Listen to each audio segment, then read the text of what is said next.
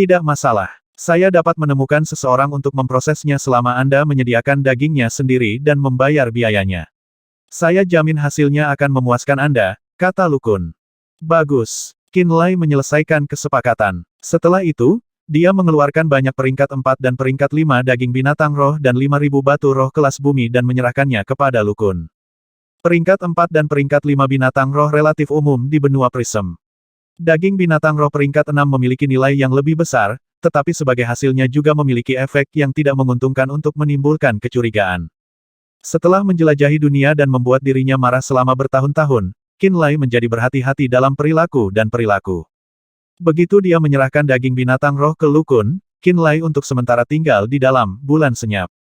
Di satu sisi, dia sedang menunggu Lu Kun selesai memproses daging binatang roh. Di sisi lain, dia mengolah dan menyempurnakan esensi darah kehidupan yang telah dia gunakan saat dia berada di gua es di bawah Pulau Frost. Awalnya, dia hanya bisa memperbaiki 38 esensi darah kehidupan secara total dan tidak satu lagi. 38 esensi darah kehidupan ini sebagian besar digunakan setelah dia bertarung sengit melawan Ice Phoenix, Lin Lianger. Baginya, esensi darah kehidupan layak disimpan sebagai energi cadangan karena mengandung kekuatan ilahi yang mendominasi dan kejam dari garis keturunannya. Mereka selalu dapat dimainkan pada saat-saat kritis untuk mencapai efek yang menakjubkan. Karena itu, dia ingin memurnikan esensi darah kehidupan sebanyak mungkin. Esensi darah kehidupan setara dengan kekuatan dan kekuatan. Beberapa hari kemudian, dia menemukan bahwa dia sebenarnya tidak merasa telah mendekati batasnya meskipun telah menyempurnakan 38 esensi darah kehidupan. Itu adalah sesuatu yang tidak pernah dia rasakan ketika dia berkultivasi sebelumnya. Rasanya seperti, dia bisa terus memurnikan lebih banyak esensi darah kehidupan. Matanya berangsur-angsur menjadi lebih cerah. 6 hari kemudian, dia berhasil menyempurnakan 14 esensi darah kehidupan sebelum dia mencapai batasnya. Setelah menambahkannya ke 38 esensi darah kehidupan asli yang telah dia miliki, dia sekarang memiliki total 52 esensi darah kehidupan. Dia mengguncang bahunya sekali, dan 52 esensi darah kehidupan yang tampak seperti permata darah tembus pandang langsung terbang keluar dari tubuhnya. Esensi darah kehidupan mengandung energi roh darah yang kaya dan halus, aroma api yang belerang, dan karakter ilahi, kobaran api, kecil. Mereka melayang di sekelilingnya saat pikirannya memerintahkan dan menyeret banyak benang darah. Benang darah, esensi darah kehidupan, benang roh, diagram roh. Qin Lai tersenyum dari lubuk hatinya saat dia membiarkan pikirannya melayang bebas saat dia melihat esensi darah kehidupan menari di sekelilingnya. Sebuah ide baru melintas di benaknya. Qin Lai meraih ide dengan kuat. Aku ingin tahu apakah akan efektif untuk menuliskan diagram roh menggunakan esensi darah kehidupanku sebagai benang darah, dia pikir. Untuk waktu yang lama, dia telah menggunakan kombinasi energi roh dan sejumlah kecil energi jiwa untuk menuliskan diagram roh pada tablet roh. Beginilah cara dia meneliti rahasia berbagai diagram roh. Energi roh dan energi jiwa adalah dua jenis energi yang berbeda. Esensi darah kehidupannya juga merupakan sejenis energi jenis yang bahkan lebih misterius dan tak terduga. Apa yang akan terjadi jika saya menggunakan esensi darah kehidupan saya untuk menuliskan diagram roh? Saat pikiran ini tumbuh di dalam hatinya, dia tidak bisa menahannya tidak peduli apa. Dia ingin segera mencoba idenya. Esensi darah kehidupan tidak seperti energi roh. Mereka diciptakan dengan memurnikan darah seseorang dan mengumpulkan kekuatan garis keturunan melalui seni penyempurnaan darah. Esensi darah hidupnya berbeda dari anggota Blood Fin Sect. Esensi darah hidupnya mengandung kekuatan garis keturunannya dan karenanya lebih aneh dan lebih rumit daripada yang lain. Mereka dicetak dengan karakter ilahi khusus, kobaran api, yang memiliki kegunaan misteriusnya sendiri. Selain itu, tidak mudah baginya untuk memperbaiki esensi darah kehidupan. Bukankah itu akan sia-sia saya menghabiskan banyak waktu dan upaya untuk memperbaiki 52 esensi darah kehidupan ini? Suara lain muncul di kepalanya.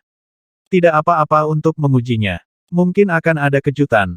Dia meyakinkan dirinya sendiri dan mengeluarkan tablet roh. Dia mulai dengan menuliskan diagram roh sederhana yang dia pelajari dari sekte persenjataan. Diagram roh ini memiliki jaringan yang lebih sederhana yang hanya terdiri dari beberapa lusin benang roh.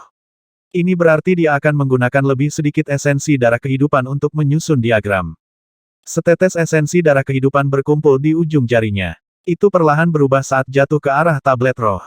Sedikit darah merembes ke dalam tablet. Ledakan. Tablet roh itu langsung menyala dan meledak di telapak tangan Qin Lai. Benda itu telah meledak menjadi debu. Ini tidak bagus. Tablet roh tidak dapat menahan energi api yang ganas dari esensi darah kehidupan. Qinlai mengerutkan kening. Dia mengeluarkan bermacam-macam material roh secara acak dari cincin spasialnya. Dia melihat mereka dan berpikir sejenak sebelum dia mengambil batu iblis api yang bisa digunakan untuk memperbaiki artefak roh atribut api. Batu setan api adalah batu roh tingkat 6 yang mendalam yang dapat bertahan pada suhu tinggi. Dengan batu setan api sebagai bahan dasarnya, Qinlai mengirimkan sedikit darah dari esensi darah kehidupan, memadukannya dengan energi jiwanya sendiri dan mencetaknya ke batu setan api. Fire Demon Stone meludahkan api setelah bersen Mahadewa dengan esensi darah kehidupan juga. Namun, itu tidak langsung meledak menjadi debu. Ekspresinya bergetar, dan dia mulai menulis di Fire Demon Stone menggunakan esensi darah hidupnya sebagai tinta. Tidak lama kemudian, versi yang sangat sederhana dari diagram pengumpulan roh muncul di dalam dua esensi darah kehidupan. Dia diam-diam menatap Fire Demon Stone dengan harapan itu akan menyebabkan beberapa perubahan dan menarik beberapa energi roh. Namun, Fire Demon Stone yang terbakar tidak menunjukkan tanda-tanda kelainan. Batu iblis api tidak mampu menahan atribut api dari dua esensi darah kehidupan terlalu lama, jadi itu juga meledak setelah terbakar sesaat. Mungkin karena material spiritnya terlalu lemah. Mungkin karena cara yang saya lakukan salah. Tidak perlu tergesa-gesa, saya harus menguji semuanya secara perlahan. Dia menghibur dirinya sendiri dan mengeluarkan beberapa batu atribut api lagi. Dia pertama kali menggunakan energi roh untuk menggambar diagram pengumpulan roh sederhana pada bahan roh. Dia menemukan bahwa mereka semua efektif, dan bahwa mereka semua mampu menarik sejumlah kecil energi roh ke arah mereka. Namun, ketika dia mengganti benang roh dengan benang darah yang terbuat dari esensi darah hidupnya sendiri dan menuliskannya ke bahan roh atribut api dengan kualitas yang sama, dia menyadari bahwa diagram roh tidak akan berfungsi seperti yang dia harapkan, dan roh itu bahkan akan meledak segera setelah itu. Sebelum dia menyadarinya, dia hanya memiliki 10 esensi darah kehidupan yang tersisa bersamanya. Ini tidak baik. Tak berdaya dan kecewa, dia tidak punya pilihan selain menghentikan eksperimennya dan terus menyempurnakan esensi darah kehidupannya. Waktu berlalu dalam sekejap mata, dan dia telah tinggal di Silent Moon selama lebih dari sebulan. Dia hampir tidak pernah meninggalkan menara batu yang dia sewa selama periode ini. Jika dia lapar, dia akan mengambil beberapa daging binatang roh beku dari cincin spasialnya dan menggunakan dapur untuk memasak makanan untuk dirinya sendiri. Jika dia lelah atau mengantuk, dia akan duduk dalam posisi meditasi dan istirahat. Hari ini, ketika dia masih menyempurnakan lebih banyak esensi darah kehidupan, 6 roh kekosongan dan kekacauan yang telah tertidur untuk waktu yang sangat lama akhirnya terbangun. Qinlai tidak bergerak dari ruang kultivasi, dia secara khusus memperkuat, membatasi, dan memperkuat menggunakan metodenya sendiri dan membiarkan 6 orang kecil keluar dari orb penekan jiwa. 6 roh kekosongan dan kekacauan terbang ke tempat terbuka. Setelah terisolasi untuk waktu yang lama, ke-6 anak kecil itu jelas terlihat lesu dan lelah.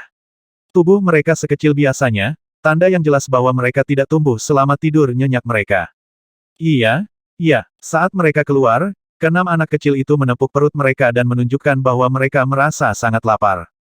Qinlai mengeluarkan semua bahan roh dari 6 atribut yang dia simpan di dalam cincin spasialnya dan membiarkan 6 roh kekosongan dan kekacauan makan sepuasnya.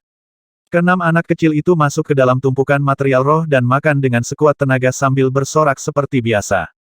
Bahan roh berkurang sedikit demi sedikit. Tumpukan tinggi bahan roh perlahan-lahan menjadi lebih pendek sampai benar-benar menghilang hanya dalam waktu setengah hari. Namun, ke-6 anak kecil itu sepertinya belum kenyang. Mereka mengeluh dan berteriak ketidakpuasan untuk sementara waktu, tetapi setelah melihat Qinlai mengerutkan kening dengan ekspresi sakit kepala di wajahnya, mereka secara bertahap menjadi tenang. Mereka naik ke Qinlai dan menggunakan tubuhnya sebagai mainan. Setelah bermain-main sejenak, ke-6 lelaki kecil itu tampak lelah dan menghilang ke dalam orb penekan jiwa sekali lagi. Qinlai mengerutkan kening dalam-dalam. Dia berpikir sejenak dan meletakkan Demon Sealing Tombstone di luar ruang kultivasi. Dia memanggil Ice Phoenix, Lin Lianger, dan memberitahunya tentang masalahnya. Nafsu 6 pria kecil itu tiba-tiba tumbuh jauh lebih besar.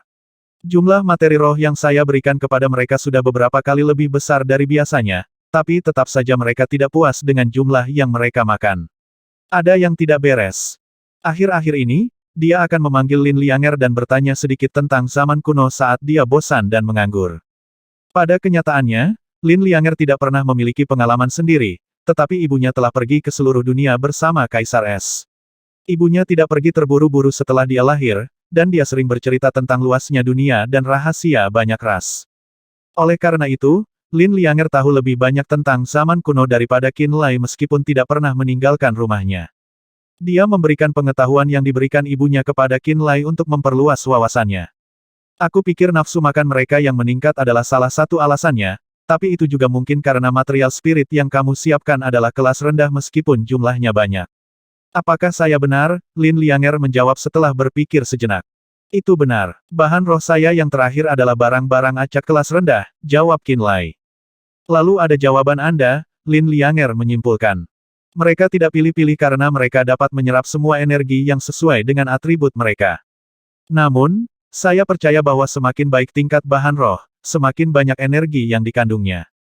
Bagi roh kekosongan dan kekacauan, makanan asli mereka adalah energi itu, dan hanya itu yang bisa memenuhi nafsu makan mereka yang terus bertambah.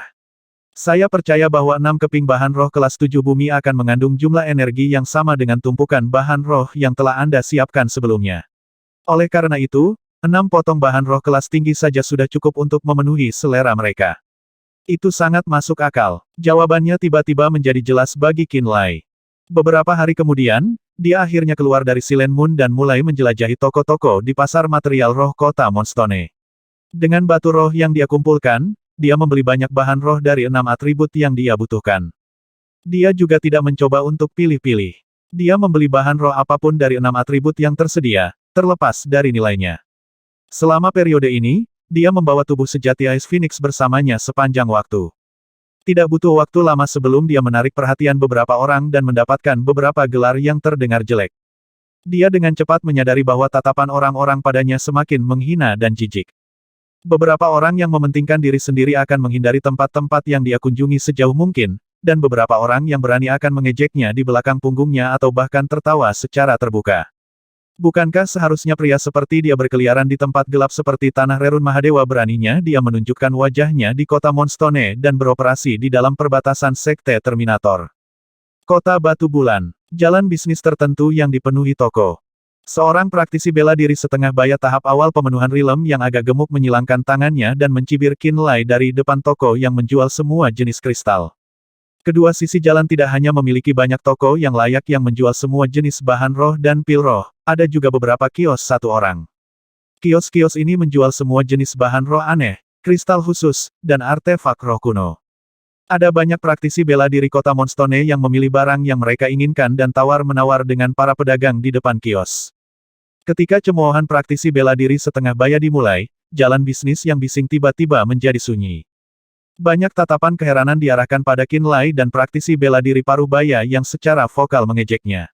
Ada banyak orang yang semakin bersemangat, berharap melihat masalah itu muncul. Qin Lai berdiri di pintu masuk jalan. Dia membawa tubuh asli Ice Phoenix di punggungnya yang lebar. Tubuh manusia Lin Lianger memiliki sedikit kehidupan dan kesadaran jiwa di dalamnya. Oleh karena itu tidak dapat disimpan di dalam cincin spasial. Dia tidak punya pilihan selain membawanya kemana-mana.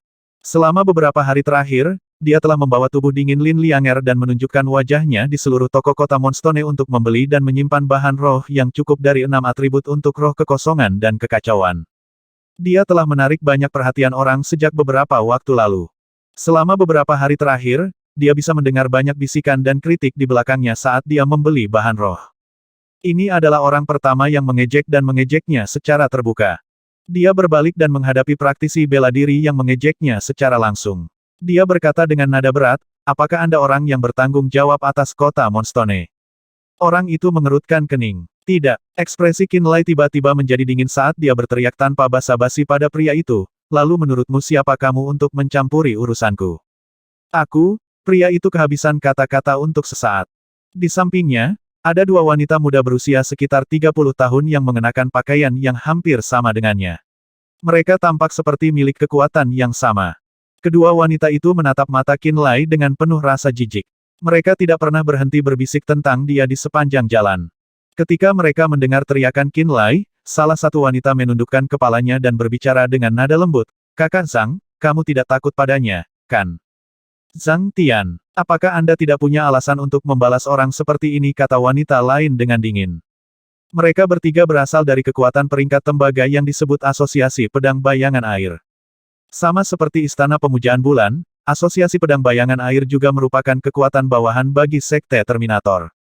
Namun, benua Prism bukanlah wilayah Asosiasi Pedang Bayangan Air. Ketiga praktisi bela diri ini hanya datang ke benua Prism dan kota Moonstone karena mereka ingin membeli beberapa bahan roh eksklusif untuk toko-toko lokal atas nama Asosiasi Pedang Bayangan Air. Pria bernama Zhang Tian adalah kakak laki-laki senior wanita itu. Dia telah mengejek Qin Lai murni karena saudara perempuan juniornya merasa jijik padanya. Dia hanya melakukannya karena dia ingin memenangkan hati mereka. Aku tidak takut padanya. Zhang Tian merasa kurang percaya diri. Mata Qin Lai setelah teriakannya membuat Zhang Tian merasa sedikit takut. Dia tiba-tiba menjadi tenang dan menyadari bahwa sebenarnya dia tidak perlu memprovokasi Qin Lai sama sekali. Itu sebabnya dia ingin berhenti di sana dan kemudian. Zhang Tian, buktikan pada kami jika kamu tidak takut padanya. Wanita dengan wajah berbentuk penusuk menatap dingin ke arah Qin Lai. Kau tidak salah bicara. Orang bengkok seperti dia harus tinggal di tanah Rerun Mahadewa. Dia seharusnya tahu bahwa dia akan dicemooh karena menunjukkan wajahnya di kota Moonstone. Apakah kamu benar-benar takut padanya? Kakak senior, wanita lain menatapnya dengan ragu. Wajah Zhang Tian memerah. Tentu saja tidak. Bagaimana mungkin aku takut padanya? Setelah dia mengatakan ini, dia menguatkan tekadnya dan mengedarkan lapisan cahaya berair di sekujur tubuhnya, berteriak, orang sepertimu seharusnya tinggal di tempat gelap seperti tanah Rerun Mahadewa dan tidak pernah datang ke kota Moonstone. Sebagian besar praktisi bela diri di kedua sisi jalan juga tidak menyukai Qin Lai, itulah sebabnya mereka menggemakan panggilan praktisi bela diri setengah baya. Katanya bagus. Orang seperti dia seharusnya tidak berada di kota Moonstone. Apa yang dipikirkan Istana Pemujaan Bulan bagaimana mereka bisa membiarkan seseorang seperti dia tinggal di Silent Moon itu juga penginapan terbaik di seluruh kota Moonstone. Istana Pemujaan Bulan hanya peduli tentang batu roh dan tidak ada yang lain. Ada beberapa gadis cantik di antara orang-orang yang menggemakan panggilannya. Tangisan mereka memperkuat kepercayaan dan momentum Zhang Tian. Saya akan menyarankan Anda untuk mengambil barang khusus Anda dan keluar dari kota Moonstone sesegera mungkin. Berhenti mengotori nafsu makan kita. Zhang Tian menunjuk Qin Lai dari jauh dan melambaikan tangannya sambil mencibir. Anda pikir Anda siapa? Qin Lai tertawa terbahak-bahak. Begitu dia mengatakan ini, dia menatap lurus ke arah Zhang Tian dan berjalan ke arahnya sambil membawa tubuh asli Ice Phoenix. Aura sengit secara alami dilepaskan dari tubuhnya. Setiap penonton yang mendeteksi auranya menjadi pucat saat mereka secara tidak sadar membuka jalan untuknya. Sejak dia meninggalkan kota Ling, setiap langkah yang dia ambil disertai dengan pertempuran sengit dan gelombang darah. Hari ini, jumlah praktisi bela diri yang meninggal secara langsung atau tidak langsung oleh tangannya benar-benar tak terhitung banyaknya. Itulah mengapa aura kekerasan dan berdarah akan mengalir keluar dari tubuhnya tanpa sadar saat dia, seorang praktisi bela diri yang telah bertempur dalam banyak pertempuran berdarah, memendam niat membunuh di benaknya. Itu adalah niat membunuh yang hanya bisa dimiliki oleh orang yang tangannya berlumuran darah. Ada banyak orang dengan mulut besar di kedua sisi jalan. Saat mereka mendeteksi bau kematian yang kental di tubuh Qin Lai, mereka tanpa berkata-kata menjauh darinya. Ini membuatnya berjalan sampai ke Zhang Tian. Apakah kamu baru saja memberitahuku untuk keluar dari Moonstone City? Maaf, saya tidak bisa mendengar Anda dengan benar. Apakah Anda keberatan mengulanginya sekali lagi? Qin Lai tiba-tiba berteriak. Aku? Zhang Tian tergagap saat sedikit ketakutan muncul di matanya. Dia benar-benar tidak bisa membentuk kata-kata di mulutnya. Warna merah tua muncul di dalam pupilnya. Gelombang bau darah baru melonjak ke arah trio dengan dia di tengah. Zhang Tian dan dua wanita Asosiasi Pedang Bayangan Air menjadi pucat saat mereka diserang oleh bau darah. Bahkan bibir mereka bergetar tak terkendali. Berhati-hatilah saat kamu membuka mulut lain kali, dan pastikan lawanmu adalah seseorang yang bisa kamu provokasi sebelum kamu memutuskan untuk memamerkan kemampuanmu. Qin Lai melirik dua wanita yang hanya bisa disebut cantik dan mengejek, menurut pendapat saya, sangat tidak layak untuk kehilangan nyawa Anda karena dua wanita biasa. Dia menunggu beberapa saat setelah melempar garis ini. Dia akhirnya melewati mereka setelah dia melihat bahwa tidak ada dari mereka yang berani berbicara dengannya.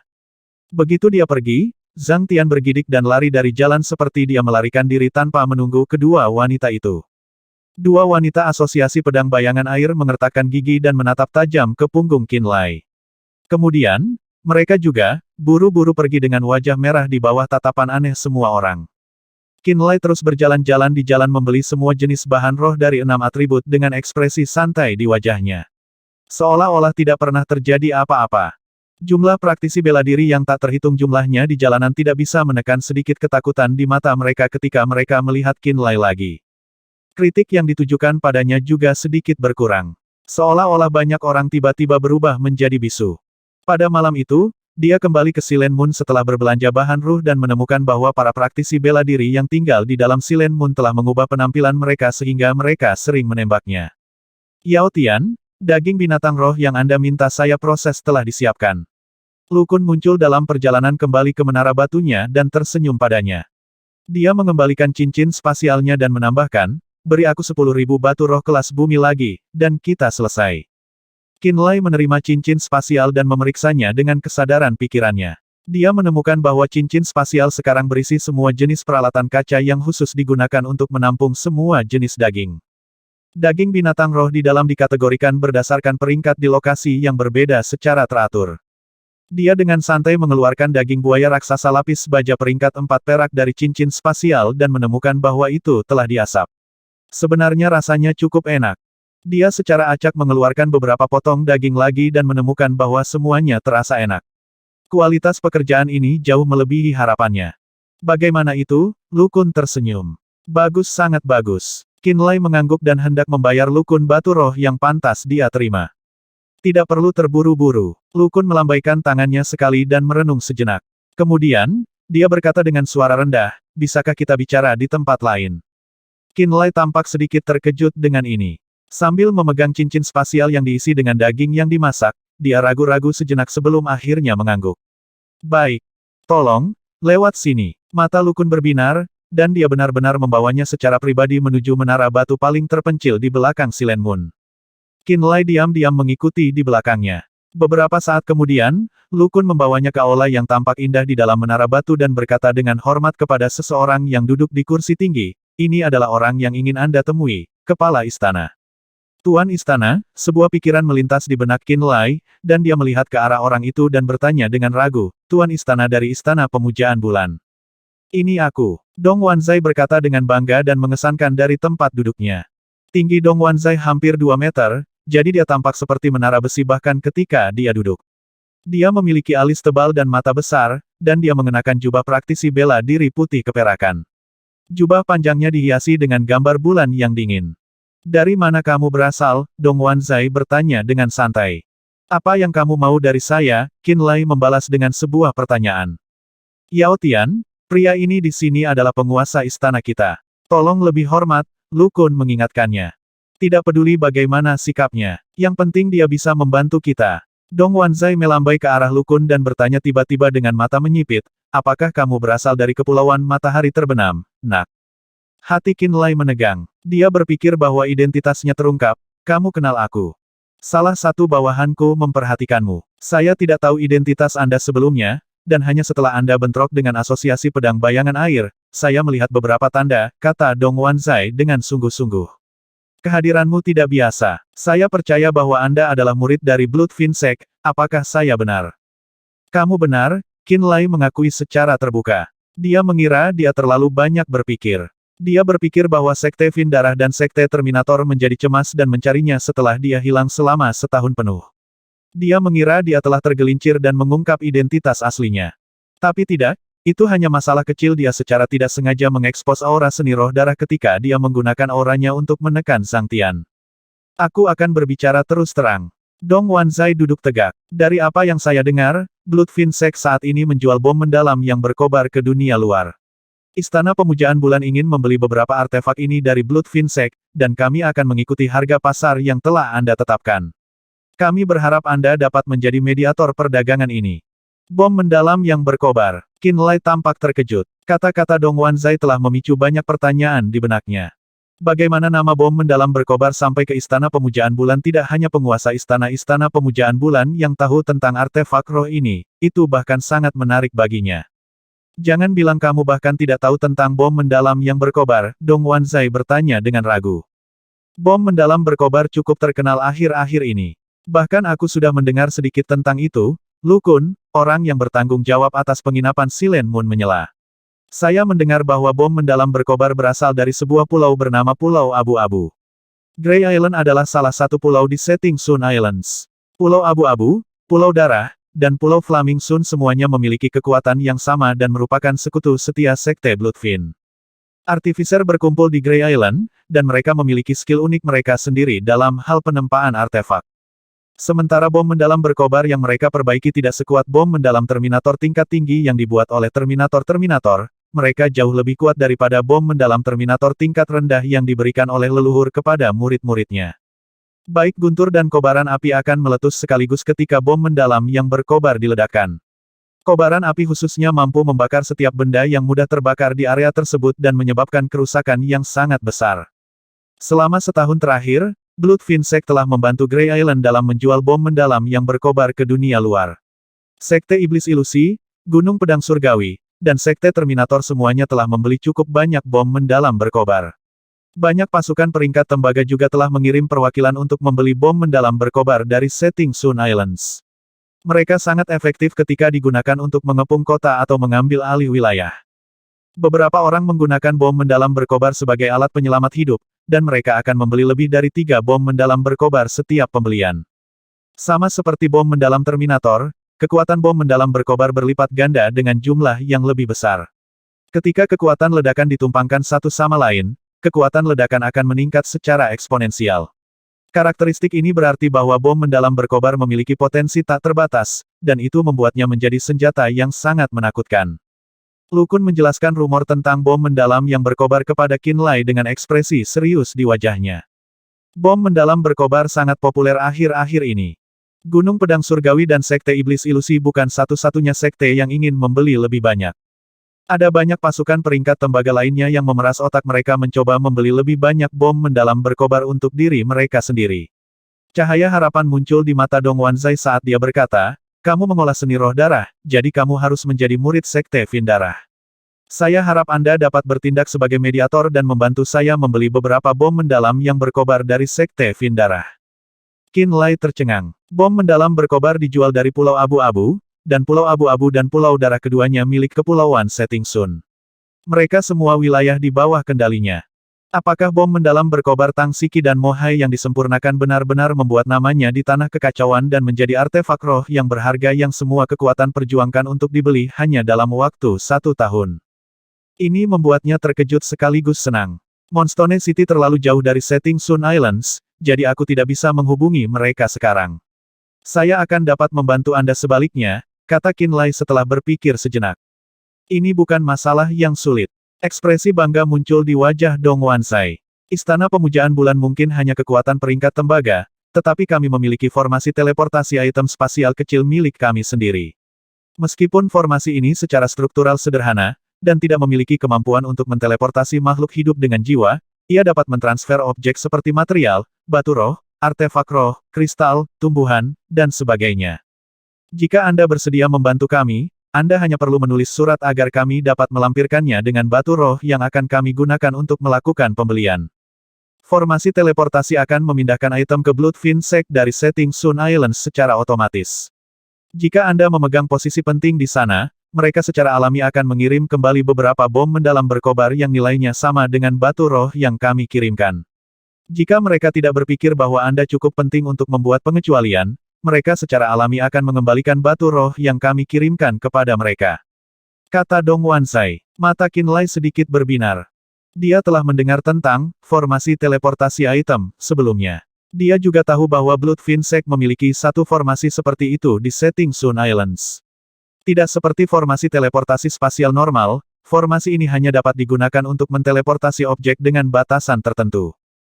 Formasi teleportasi item hanya bisa digunakan untuk mentransfer objek tak bernyawa.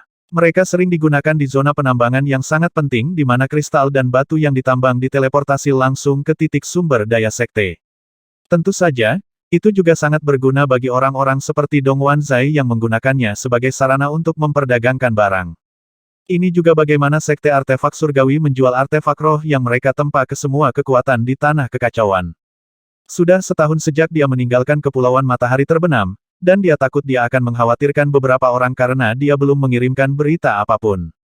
Jika dia bisa menyampaikan berita tentang statusnya ke Setting Sun Islands melalui formasi teleportasi item Istana Pemujaan Bulan, itu akan membuat kedua belah pihak merasa nyaman. Apakah kamu mempercayai Sekte Iblis Darah? Apakah kamu tidak takut bahwa Sekte Fin Darah tidak akan mengembalikan bom mendalam berkobar yang kamu pesan atau batu roh yang kamu kirimkan? Sebuah kekuatan kuno seperti Blood Fin Sect tidak akan melakukan tindakan tercela dan menghancurkan reputasi mereka sendiri, kata Dong Wanzai dengan sungguh-sungguh. Hal seperti itu tidak pernah terjadi dengan pasukan peringkat perak lainnya seperti Sekte Artefak Surgawi atau Sekte Iblis Darah di masa lalu, Lu Kun juga berkata secara alami. Qin Lai mengangguk. Saya pikir saya dapat membantu Anda, tetapi saya berharap surat saya tetap pribadi bagi saya dan penerima.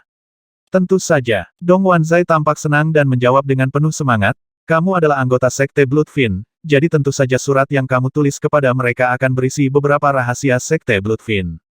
Tentu, kami tidak akan melanggar aturan privasi dan membacanya tanpa izin Anda. Anda tidak perlu khawatir sama sekali. Aku bersumpah bahwa aku, Dong Wanzai, sama sekali bukan orang yang hina. Baiklah kalau begitu, aku setuju untuk membantumu, kata Qin Lai. Bagus sekali. Dong Wanzai tertawa terbahak-bahak, kalau begitu, aku akan membebaskanmu dari pembayaran untuk daging binatang roh yang kamu minta untuk diproses. Dong Wanzai melambaikan tangannya dan berkata dengan belak-belakan, ayo, mari kita menuju ke Istana Pemujaan Bulan. Qin Lai bangkit dan mengikutinya. Silent Moon dan Moon Worshipping Palace tidak terlalu jauh, dan hari sudah malam ketika mereka pergi. Oleh karena itu, ada banyak praktisi bela diri yang berjalan mondar-mandir di jalan menuju Istana Pemujaan Bulan. Pemandangan Qin Lai membawa tubuh asli Ice Phoenix di belakang punggungnya, Dong Wanzai, dan selusin VIP dari Istana Pemujaan Bulan menuju Istana Pemujaan Bulan bersama-sama segera menarik perhatian semua orang. Ada banyak praktisi bela diri yang mengamati Qin Lai dan Dong Wanzai dari berbagai sudut dalam upaya untuk memahami hubungan antara keduanya. Mereka melihat bahwa Qin Lai dan Dong Wanzai sedang mengobrol dengan gembira satu sama lain, dan tawa terbuka Dong Wanzai khususnya tidak pernah berhenti saat mereka berjalan berdampingan. Ekspresi para penonton segera berubah aneh saat mereka menyaksikan Qin Lai dan Dong Wanzai memasuki Istana Pemujaan Bulan bersama-sama. Ada banyak orang yang berterima kasih kepada bintang keberuntungan mereka bahwa mereka tidak mencoba menyinggung Qin Lai berdasarkan dorongan tiba-tiba. Ada orang yang bahkan berpikir bahwa mereka telah menemukan kebenaran bahwa Qin Lai datang ke kota Moonstone karena undangan Dong Wanzai. Mereka berpikir bahwa itulah mengapa Qin Lai begitu berani membawa mayat seorang gadis cantik tanpa ragu sedikitpun. Pemandangan Qin Lai dan Dong Wanzai berjalan berdampingan dan mengobrol dengan gembira satu sama lain membuat orang-orang yang tidak menyukai Qin Lai dan awalnya berencana untuk memprovokasi dia segera kehilangan pikiran itu. Segera, di bawah bimbingan Dong Wanzai, Qin Lai memasuki Istana Pemujaan Bulan dan memasuki ruang pribadi yang diperkuat dengan banyak penghalang. Ada formasi teleportasi item seukuran kamar kecil di dalam kamar pribadi. Dong Wanzai mengirim perintah, dan seseorang segera menjawab panggilannya dan membawa banyak kantong batu roh dan meletakkannya di tengah formasi. Qin Lai berjongkok dan menulis suratnya di sudut ruangan. Beberapa saat kemudian, selusin tas berisi batu roh ditumpuk di dalam formasi. Qin Lai menuliskan statusnya saat ini di dalam surat itu sebelum dia mendongak dari posisinya. Dia tampak lengah ketika dia melihat bukit kecil batu roh di dalam formasi. Dia bertanya, berapa harga pasar bom mendalam berkobar sekarang? Satu bom mendalam berkobar bernilai 30.000 batu roh kelas bumi. Saya telah menyiapkan 300.000 batu roh kelas bumi untuk ditukar dengan 10 bom mendalam yang berkobar, jawab Dong Wanzai. 30.000. Sebuah sinar besar tiba-tiba meletus dari mata Qin Lai. Dia tahu struktur bom mendalam berkobar dengan sangat baik, dan dia tahu bahwa bahan roh yang dibutuhkan untuk memperbaiki satu bom mendalam berkobar paling banyak bernilai 1.000 batu roh kelas bumi. Dia tidak berpikir bahwa harga pasar bom mendalam yang berkobar akan mencapai 30.000 batu roh kelas bumi. Perbedaan harganya 30 kali lipat. Sebagian besar pasukan peringkat tembaga menikmati keuntungan tahunan 1 atau 2 juta batu roh kelas bumi dari tambang kristal, kebun herbal, dan tambang bahan roh yang terbaik. Hanya pasukan peringkat tembaga yang sangat kuat yang bisa mencapai keuntungan 3 atau bahkan 5 juta batu roh kelas bumi per tahun. Jika satu bom mendalam berkobar dihargai 30.000 batu roh kelas bumi per buah, maka 100 bom mendalam yang berkobar bernilai 3 juta. Keuntungan yang mereka dapatkan dari bom mendalam berkobar saja sama dengan pendapatan tahunan pasukan peringkat tembaga. Cahaya di mata Qin Lai semakin terang. Dia mulai menyadari bahwa Tang Siki, Mo Hai dan para pengrajin lainnya praktis adalah pohon uang. Mereka bisa memberi mereka kekayaan tanpa akhir jika mereka dimanfaatkan dengan benar. Pengrajin benar-benar orang yang bisa mendapatkan dan menyia-nyiakan jumlah batu roh terbesar. Apakah ada masalah? Haruskah saya memulai proses pengiriman jika tidak ada masalah? Dong Wanzai bertanya dengan cemas.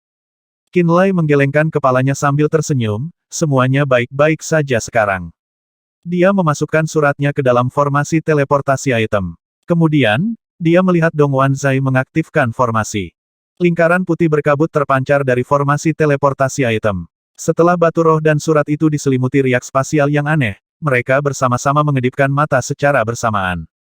Saya ingin mengucapkan terima kasih terlepas dari hasil perdagangan ini, kata Dong Wanzai. Jangan khawatir, itu akan baik-baik saja, kata Qinlai percaya diri. Ada selusin praktisi bela diri di dalam ruang pribadi. Di antara mereka, ada 3 praktisi bela diri wanita yang sangat memikat yang mengenakan jubah perak panjang. Tidak seperti praktisi bela diri lain di sekitar mereka, jubah panjang mereka dibuat khusus agar pas. Oleh karena itu, pakaian mereka menunjukkan lekuk tubuh mereka dengan sangat baik. Ketiga wanita itu berusia sekitar 30 tahun, dan mereka berada di tahap akhir dari alam pemenuhan atau tahap awal dari alam fragmentasi. Mereka memegang status besar di Istana Pemujaan Bulan, dan mereka bertanggung jawab untuk mempersembahkan korban kepada bulan. Tatapan mereka pada Qinlai identik dengan banyak wanita lain di kota Monstone. Itu adalah tatapan penuh penghinaan dan jijik. Tatapan mereka tidak berubah bahkan sekarang. Ketiga wanita itu semakin tidak senang saat mereka melihat ekspresi percaya diri Qinlai. Mata mereka menjadi semakin dingin sampai ke titik di mana mereka melengkungkan bibir dan mendengus dingin. Dong Wanzai melirik mereka dan sedikit mengernyit. Menurut pendapat saya, memang benar bahwa dia mungkin adalah murid dari Bloodfin Sect. Namun dia mungkin tidak termasuk dalam Sekte Iblis Darah atau Kepulauan Matahari Terbenam, imam besar dari kelompok bernama Yue Ji berkata setelah berpikir sejenak. Bukan tidak mungkin dia telah mengembangkan seni roh darah dari rekan Jiang itu. Itu sangat mungkin, 2 pendeta wanita lainnya setuju. Ruangan praktisi bela diri tanpa sadar melirik Qinlai dan tubuh asli Ice Phoenix di belakang punggungnya setelah mereka mendengar tebakan mereka. Mata mereka semua berubah aneh setelah itu. Sekte Bloodfin dari setting Sun Islands dan Sekte Bloodfin di bawah Jiang Zuze sangat berbeda di mata praktisi bela diri Land of Chaos. Jiang Zuze terkenal, dan hampir semua kekuatan di luar sana memandangnya sebagai bidat dan menolak untuk mengakuinya sebagai anggota Sekte Bloodfin. Sampai hari ini, tidak ada bawahan Jiang Zuze yang berani beroperasi secara terbuka atau bahkan menunjukkan diri mereka di daerah padat penduduk di tanah kekacauan. Untuk orang luar, tindakan Qinlai membawa tubuh Ice Phoenix di belakang punggungnya menakutkan dan tidak normal. Tapi itu sangat cocok dengan gaya Jiang Zuze. Masuk akal jika Yue Ji berpikir seperti ini. Semua orang setuju dengan apa yang dia katakan dalam pikiran mereka setelah beberapa pemikiran yang cermat. Bahkan Dong Wanzai mulai menyimpan keraguan di benaknya. Yao Tian ini tidak bisa menjadi bawahan Jiang Zuze, kan, dia tidak bisa membantu tetapi melihat Qinlai dengan sedikit jijik di matanya ketika dia memikirkan ini. Jiang Zuze dan kami Sekte Bloodfin seperti air dan api. Sama sekali tidak ada kemungkinan rekonsiliasi antara kita berdua. Qinlai berkata dengan benar dan serius, saya berani mengirim pesan ke Kepulauan Matahari Terbenam sekarang dan membuktikan bahwa saya tidak berhubungan dengan Jiang Zuze. Itu mungkin belum tentu benar, tambah Yue Ji dingin. Wanita ini tampak paling tua 30 tahun, dan ada kabut tipis di sekitar matanya yang membuatnya tampak agak misterius dan sangat menarik. Selain itu, tubuhnya yang bulat penuh dengan pesona seorang wanita dewasa membuatnya terlihat luar biasa juga. Tidak ada yang membaca surat yang kamu kirim ke setting Sun Islands, jadi siapa yang tahu apa yang sebenarnya kamu tulis untuk mereka? Yue Ji mengerutkan kening dengan seringai mengejek di wajahnya, kamu bisa saja menulis beberapa baris umum di surat itu, dan orang-orang di setting Sun Islands tidak akan tahu bahwa kamu adalah bagian dari faksi Jiang Zuze. Mereka bahkan mungkin berpikir bahwa Anda hanyalah anggota dari Sekte Pemujaan Bulan kami.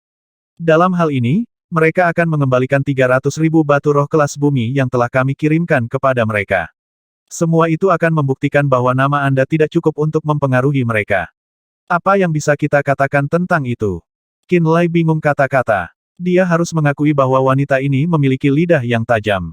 Dia tidak dapat menemukan alasan untuk menyangkal klaimnya. Jika dia benar-benar berada di bawah Jiang Zuze, dia benar-benar bisa menulis permintaan ceroboh atas nama Istana Pemujaan Bulan untuk membuat permintaan pembelian bom mendalam yang berkobar. Jika Bloodfin Sect bersedia menjual bom mendalam yang berkobar, mereka tentu saja akan mengirimkan artefak roh kepada mereka. Jika tidak, mereka akan mengembalikan 300.000 batu roh kelas bumi. Jika itu terjadi, dia tidak akan menarik perhatian Sekte Iblis Darah, atau mengekspos dirinya ke Istana Pemujaan Bulan. Kamu benar, Yueji. Beberapa praktisi bela diri Istana Pemujaan Bulan menggemakan sentimennya. Jika dia benar-benar milik faksi Jiang Zuze, maka dia tidak boleh tinggal di kota Moonstone. Bahkan, kita harus menahannya. Mata Yueji menjadi dingin. Sekte Terminator hanya mengakui Sekte Bloodfin dari Setting Sun Islands. Sekte Iblis Darah Jiang Zuze tidak termasuk. 1000 tahun yang lalu, Jiang Zuze mengalami perang berdarah yang membentang di banyak negeri. Ada banyak nenek moyang kita yang darahnya dihisap dan dibunuh oleh bawahan Jiang Zuze. Dong Wanzai mengerutkan kening dalam dengan ekspresi dilema yang tiba-tiba. Bom mendalam berkobar yang diproduksi oleh Pulau Grey sangat populer saat ini, dan ada banyak kekuatan yang berjuang untuk membeli beberapa untuk diri mereka sendiri. Hampir tidak mungkin bagi semua kekuatan yang tidak memiliki ikatan apapun dengan Sekte Bloodfin untuk melakukan pembelian dengan harga pasar. Praktisi bela diri Istana Pemujaan Bulan bernama Liu He merenung sejenak sebelum berkata, jika Yao Tian ini bukan milik Kepulauan Setting Sun, tidak mungkin dia bisa memberi kita bom mendalam yang berkobar. Mari kita tunggu. Jika perdagangan benar-benar berhasil, maka kita dapat yakin bahwa identitas Yao Tian benar-benar asli. Di sisi lain, jika 300.000 batu roh kelas bumi dikembalikan dari formasi teleportasi item. Liu He menarik napas sekali dan menatap Qin Lai dengan mata yang tidak bersahabat. Kalau begitu kita harus menyelidiki identitas Yao Tian. Logika Anda masuk akal, Paman Liu. Yueji mengangguk sedikit. Kedua wanita lainnya juga setuju dengan kata-kata Liu He. Di dalam ruangan, banyak praktisi bela diri Istana Pemujaan Bulan mengobrol dan bertukar pendapat satu sama lain dengan suara kecil. Jika bom mendalam berkobar telah kembali dari formasi teleportasi item, maka Qin Lai harus menjadi anggota Sekte Iblis Darah dari Kepulauan Matahari Terbenam. Jika tidak, ada dua kemungkinan. Entah Qin Lai tidak cukup penting dalam menetapkan Sekte Setan Darah Kepulauan Sun untuk memenangkan mereka perdagangan. Atau Qin Lai sama sekali bukan anggota Sekte Setan Darah Kepulauan Matahari Terbenam. Dia milik Jiang Zuze. Kekejian Jiang Zuze menyebar jauh dan luas, dan ada banyak praktisi bela diri di kota Moonstone yang ingin membantai jenisnya sampai akhir. Jika mereka memastikan bahwa Qin Lai terhubung dengan Jiang Zuze, maka nasibnya akan sangat mengerikan. Mari kita tunggu 1 jam dulu, kata Dong Wanzai dengan sungguh-sungguh. Dia tidak mengungkapkan pendiriannya secara terbuka. Tuan Istana, nenek moyang Yueji adalah salah satu korban Jiang Zuze dan kaumnya 1000 tahun yang lalu. Dia disedot kering dan dibunuh oleh mereka. Liu He mengirim pesan tersembunyi ke Dong Wanzai dengan mata menyipit. Liu He bertanggung jawab untuk mengumpulkan dan merapikan intel Istana Pemujaan Bulan. Sampai tingkat tertentu, dia tahu masa lalu dan pengalaman semua anggota Istana Pemujaan Bulan. Berkat pesan Liu He, Dong Wanzai perlahan menyadari mengapa Yueji bertingkah tidak seperti biasanya. Dia merasakan sakit kepala datang. Dia ragu-ragu. Tuan Istana, saya telah bergabung dengan Istana Pemujaan Bulan selama bertahun-tahun, tetapi saya tidak pernah memohon apapun kepada Anda, bukan maka saya akan melakukannya sekali ini. Yueji menundukkan kepalanya dan berkata dengan lembut dan tegas, jika bom mendalam yang berkobar tidak kembali dari Setting Sun Islands setelah 1 jam, saya harap Anda dapat mengizinkan saya untuk menangani Yao Tian ini. Dong Wanzai mengernyit dalam-dalam, dia mungkin saja murid Sekte Bloodfin biasa yang tidak memiliki otoritas yang cukup untuk mempengaruhi keputusan Sekte Bloodfin. Dia berada di alam pemenuhan, dan dia sangat muda. Bahkan di masa lalu, seorang praktisi bela diri Rilem pemenuhan semuda dia akan ditempatkan pada posisi penting di Bloodfin Sect, terlebih lagi sekarang. Yueji mendongak tiba-tiba dengan mata dingin. Hanya ada dua kemungkinan, entah dia orang yang sangat penting di Bloodfin Sect dari Setting Sun Islands, atau dia orang yang sangat penting yang terikat dengan Jiang Zuze. Dong Wanzai memikirkannya dan menganggap jawabannya masuk akal. Dia sudah condong ke arah Yueji di dalam. Mengingat betapa mudanya Qin Lai, untuk menjadi praktisi bela diri Rilem pemenuhan, dia pasti akan diberikan kekuatan besar di kedua sisi Sekte Bloodfin. Dia akan diberi perlakuan jenius dengan potensi besar. Seharusnya tidak ada masalah apapun bagi orang seperti dia untuk menulis surat kepada Bloodfin Sect dan meminta bantuan atas nama Moon Worshipping Palace. Plus, itu tidak seperti mereka tidak membayar untuk bom mendalam yang berkobar. Dong Wanzai perlahan mengambil keputusan. Jika bom mendalam berkobar tidak dikirim 1 jam kemudian, maka aku akan ikut denganmu. Qin Lai tersenyum tenang. Dia benar-benar percaya diri. Dengan statusnya saat ini di Setting Sun Islands, Sekte Bloodfin atau Sekte Persenjataan Grey Island akan membuat pengaturan yang tepat untuk memenuhi permintaannya tidak peduli apa. Menurutnya, 1 jam lebih dari cukup untuk mengirimkan bom mendalam yang berkobar. Baik, Dong Wanzai berseru dan menatap Yao Tian dengan mata aneh. Aku percaya padamu, teman muda Yao Tian. Dia memberinya tatapan pujian. Praktisi bela diri Istana Pemujaan Bulan di dalam ruangan juga terkejut melihat betapa percaya diri Qin Lai. Tampaknya dia benar-benar milik Sekte Setan Darah di Kepulauan Matahari Terbenam. Mereka santai setelah berpikir beberapa saat kemudian, dan bahkan Liu He menghibur Yue Ji dengan suara lembut, mari kita tunggu. Kami akan mendapatkan jawaban kami setelah 1 jam. Tapi sebelum itu, kamu tidak boleh memperlakukan teman muda Yao Tian dengan kasar.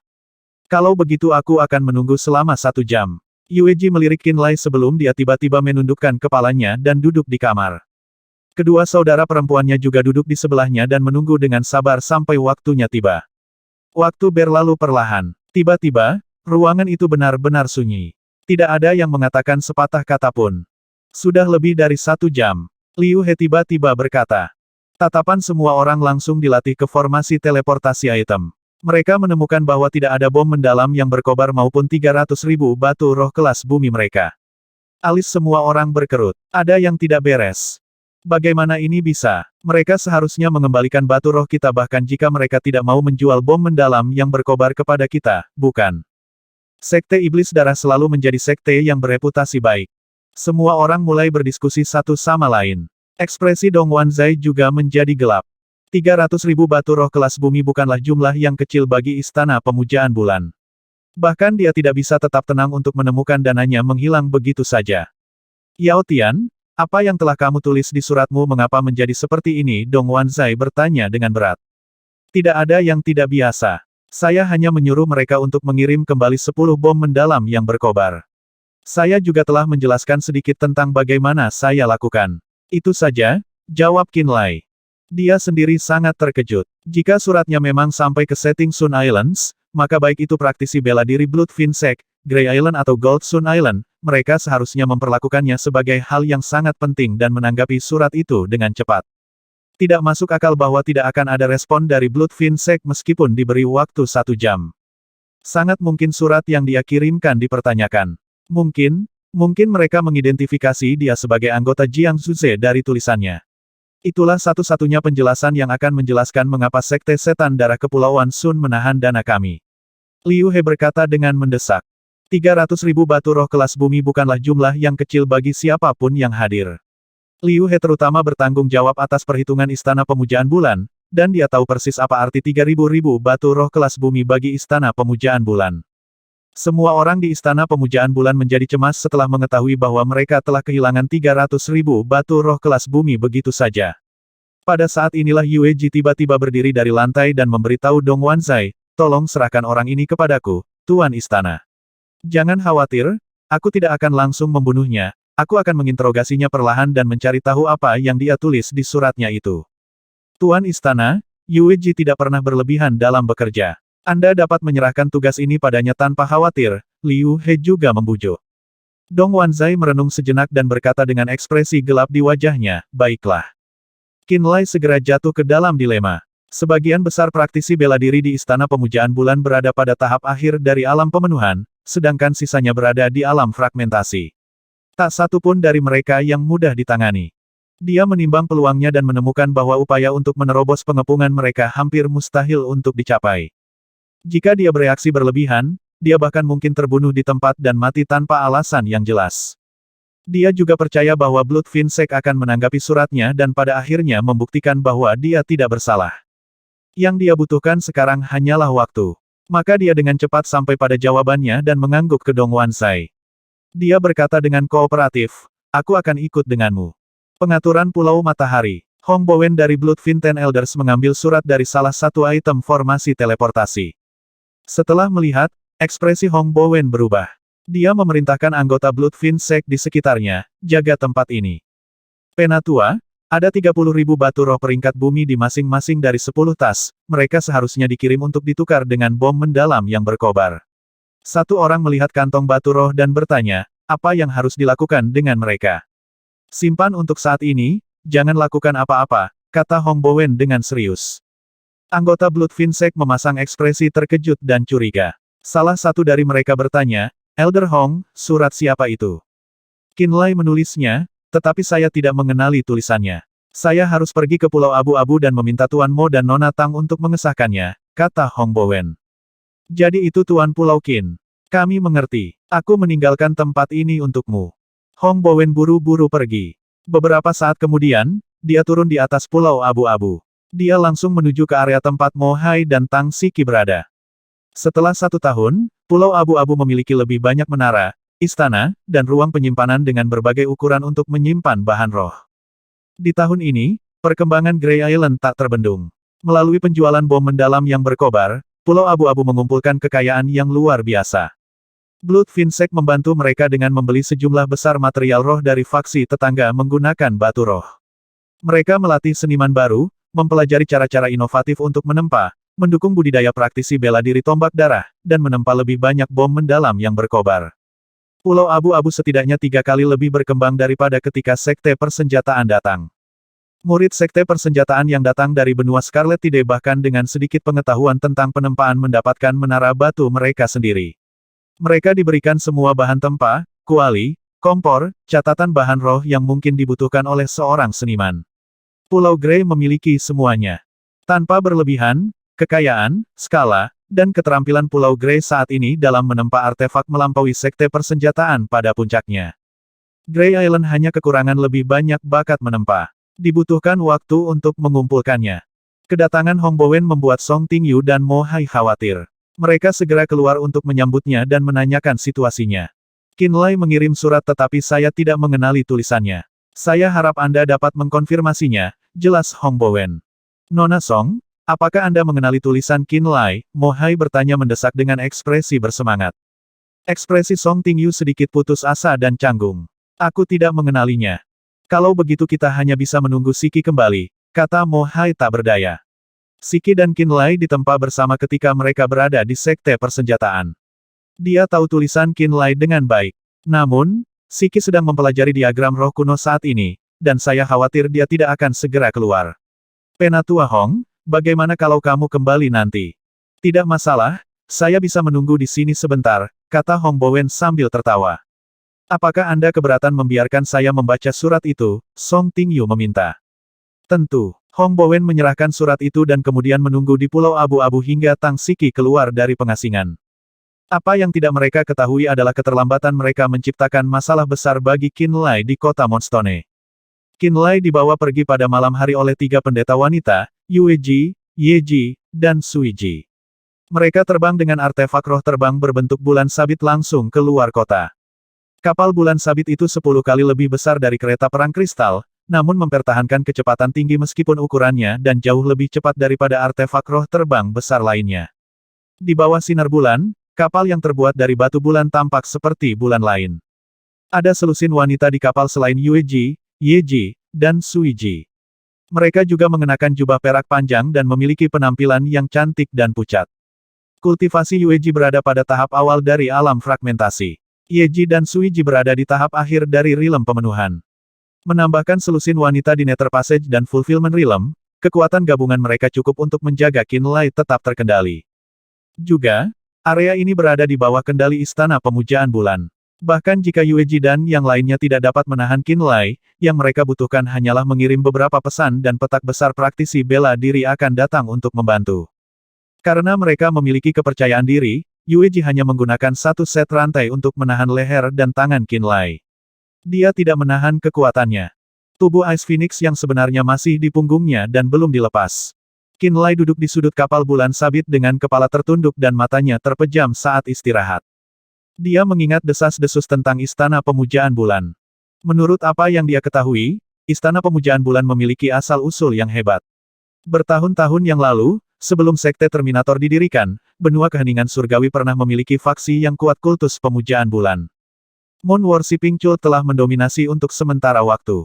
Mereka menyembah bulan dan menggunakan bulan sebagai simbol mereka. Pada kekuatan mereka yang terkuat, kekuatan mereka mencapai benua bencana surgawi dan benua pembantaian surgawi. Di era pemujaan bulan, mereka akan menyembah bulan sesekali dan mengadakan upacara besar dan hikmat. Yue Ji, Ye Ji, Sui Ji, dan pendeta lain dari Moon Worshipping Cult bertanggung jawab atas masalah ini. Kemudian, untuk beberapa alasan yang tidak diketahui, Moon Worshipping Cult mulai menurun. Melonjaknya sekte Terminator ke kekuasaan menyebabkan kultus pemujaan bulan pada akhirnya diganti. Istana Pemujaan Bulan adalah cabang kadet yang terbentuk setelah pemujaan-pemujaan bulan pecah. Bahkan setelah bertahun-tahun, Moon Worshipping Palace tidak dapat mencapai kejayaan Moon Worshipping Cult di masa lalu. Mereka selamat dengan tunduk pada Terminator Sect.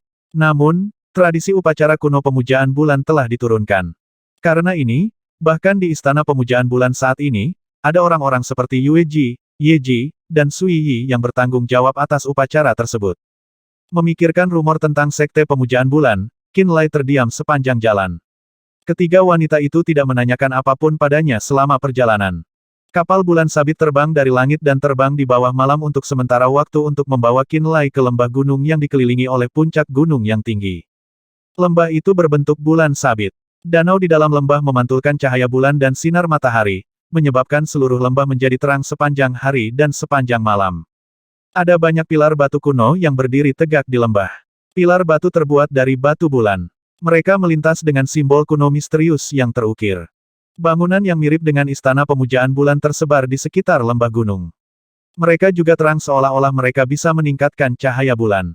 Ada sebuah altar besar di samping danau dengan banyak barang kurban seperti piala, toples, dan tulang binatang di atasnya. Bawa dia ke atas. Yue Ji berjalan keluar dari kapal dan memerintahkan kelompok itu. Beberapa wanita Nether Passage Realm memegang bahu Qin Lai dan memindahkannya ke altar pengorbanan. Di altar, ada 6 pilar batu yang tidak terbuat dari batu bulan tetapi memiliki rantai logam berwarna perak. Rantai perak itu dengan cepat melilit lengan dan kaki Qin Lai. Dia ditarik di antara 6 pilar batu saat rantai di tubuhnya berdenting. Qin Lai mengerutkan kening dalam-dalam dan berkata, terlepas dari apakah Anda percaya atau tidak, saya akan mengatakan terlebih dahulu bahwa saya tidak ada hubungannya dengan Jiang Zuze. Saya tidak tahu apa yang terjadi di Kepulauan Matahari Terbenam, tetapi saya yakin mereka akan segera mengirimkan 10 bom mendalam yang berkobar. Anda hanya perlu sedikit lebih sabar dan menunggu beberapa saat lagi. Anda akan menyadari bahwa saya berasal dari Sekte Setan Darah Pulau Pengaturan. Kami sudah menunggu selama 1 jam. Ye Ji yang memiliki kulit kecoklatan mengerutkan kening dan berkata dengan tidak sabar. Meskipun kami jauh, kami masih berkomunikasi dengan Moonstone City. Ketika pihak mereka menerima bom mendalam yang berkobar, mereka akan segera mengirim pesan kepada kami dan kami akan mengetahui bahwa Anda tidak bersalah, kata Suji.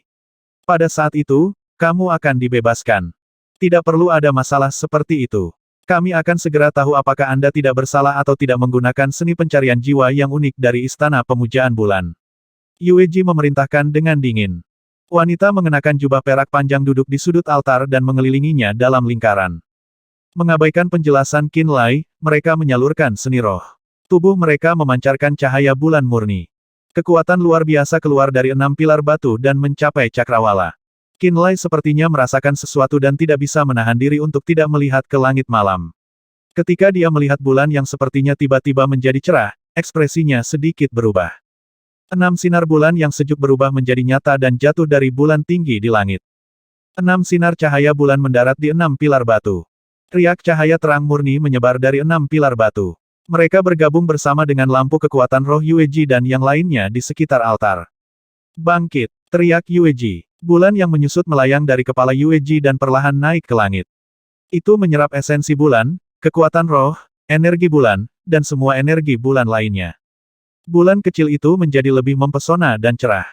Kehadiran yang diberikannya bahkan lebih mengejutkan. Pergi, Yue Ji mendorong dengan tangannya. Bulan itu segera terbang menuju Qin Lai. Sebelum Qin Lai bisa bereaksi, bulan kecil terbang ke kepalanya dan tenggelam. Ledakan, Qin Lai tiba-tiba bergetar. 2 sambaran petir sepanjang 1 meter melesat dari matanya dan membuatnya tampak terkejut melihatnya. Bulan kecil tiba-tiba muncul di lautan kesadarannya. Bulan bersinar dengan cahaya. Itu memiliki kekuatan misterius untuk menerangi rahasia terdalam jiwa. Itu menjelajahi lautan kesadarannya. Qin Lai memiliki perasaan yang menakutkan seolah-olah ada orang yang bisa melihat menembusnya. Dia segera memobilisasi energi guntur dan kilat. Di lautan kesadarannya, sambaran petir tebal meraung dan menyerang bulan seperti naga raksasa. Anehnya, guntur dan kilat yang luar biasa efektif terhadap jiwa, kekuatan jahat, dan roh pembalasan tidak mampu menghancurkan bulan kecil. Bulan tampaknya tidak dibuat dari kekuatan jiwa. Itu benar-benar tampaknya terdiri dari esensi bulan dari cakrawala. Qin Lai tercengang dan ketakutan dengan ini. Lalu, Yang lebih mengejutkannya lagi adalah bahwa penghalang yang menyegel ingatannya sepertinya akan retak saat disinai cahaya bulan. Dia, yang akan membalas dengan ganas, tiba-tiba menjadi tenang. Dia tidak hanya menyingkirkan semua guntur dan kilat, dia menyambut iluminasi bulan. Qinlai membiarkan bola cahaya bulan menggantung tinggi di lautan kesadarannya dan tidak melakukan perlawanan. Cahaya bulan yang bersih seperti tirai cahaya perak yang berdesir. Tampaknya mencairkan batas yang menyegel ingatannya. Dia hanya mencoba melindungi jiwa sejatinya untuk mencegahnya terluka. Sebenarnya ada kenangan yang tersegel. Yueji mengubah ekspresinya. Dia bertukar pandang dengan Yeji dan Suiji. Ekspresi mereka berubah serius. Mereka tiba-tiba menyadari bahwa anak mudanya yang disebut Yao Tian menyembunyikan rahasia besar. Ketiga wanita itu menjadi bersemangat. Gunakan semua kekuatanmu untuk memecahkan segel itu. Teriak Yueji. Wosh wosh wosh wosh wosh. 6 sinar bulan jatuh sekali lagi dari bulan seperti pita. Karakter berbentuk bulan kuno pada 6 pilar batu kuno tampak perlahan menyala, akhirnya melepaskan cahaya bulan yang menyilaukan. Hu. Karakter bulan biru terbang keluar dari pilar bulan dan mendarat di tubuh Qinlai, menempel seperti daun. Karakter berbentuk bulan meleleh dan menghilang ketika mereka menyentuh tubuh Qinlai. Bulan di lautan kesadaran Qinlai semakin terang dan menerangi lautan kesadarannya sampai seterang siang hari. Bahkan kekuatan bulan yang lebih misterius menyerang dengan ganas ke arah ingatannya yang tersegel. Kepala Qinlai terasa seperti terbelah. Tangannya memeluk kepalanya, dia duduk di altar pengorbanan dengan ekspresi bengkok. Matanya menembakkan sambaran petir yang menakutkan. Dia tidak tampak seperti anggota murni Sekte Bloodfin. Seni roh darahnya, bukan satu-satunya seni roh yang dia tahu, dan itu bahkan bukan yang utama. Yueji melihat petunjuknya dan buru-buru mendesak, "Kakak, apakah kita salah aura anak ini jelas tidak benar?" "Kakak, ini aneh, tenang," kata Suiji. "Paparkan dia ke darah manusia yang disiapkan." Yueji memerintahkan. Seorang wanita berjubah perak berjalan keluar dari menara batu di lembah gunung. Dia dengan cepat naik ke altar dan meletakkan kuali perunggu besar di depan Qinlai. Di kuali ada darah segar yang berasal dari praktisi bela diri manusia di tahap tengah rilem pemenuhan. Qinlai mencium bau energi roh darah yang kaya dari darah di kuali. Dia tahu itu mengandung kekuatan yang melimpah. Namun, dia tidak merasakan sedikit pun keinginan untuk meminumnya. Anggota Sekte Bloodfin di bawah Jiang Zuze tidak dapat mengendalikan keinginan batin mereka ketika kekuatan jiwa mereka habis atau mereka terluka. Mereka akan menggunakan darah untuk mengisi kembali energi mereka dan menyembuhkan luka-luka mereka. Ekspresi Yeji berangsur-angsur menjadi tegas. Menurut rumor, orang-orang itu kecanduan minum darah dan jarang bisa mengendalikan diri. Terutama karena orang ini diterangi oleh cahaya bulan dan pertahanan mentalnya hilang. Suiji setuju, "Kakak, mungkin kita salah." Di altar pengorbanan, para wanita dari Istana Pemujaan Bulan memiliki ekspresi bingung. Mereka bisa melihat ada yang tidak beres. Yueji sendiri juga ragu-ragu. Dia tahu apa yang aneh tentang cabang Jiang Zuze dan bahwa orang-orang itu tidak dapat menahan godaan darah manusia yang segar. Dia tahu bahwa orang-orang itu akan kehilangan pertahanan mental mereka ketika mereka terluka dan sangat ingin meminum darah manusia untuk pulih.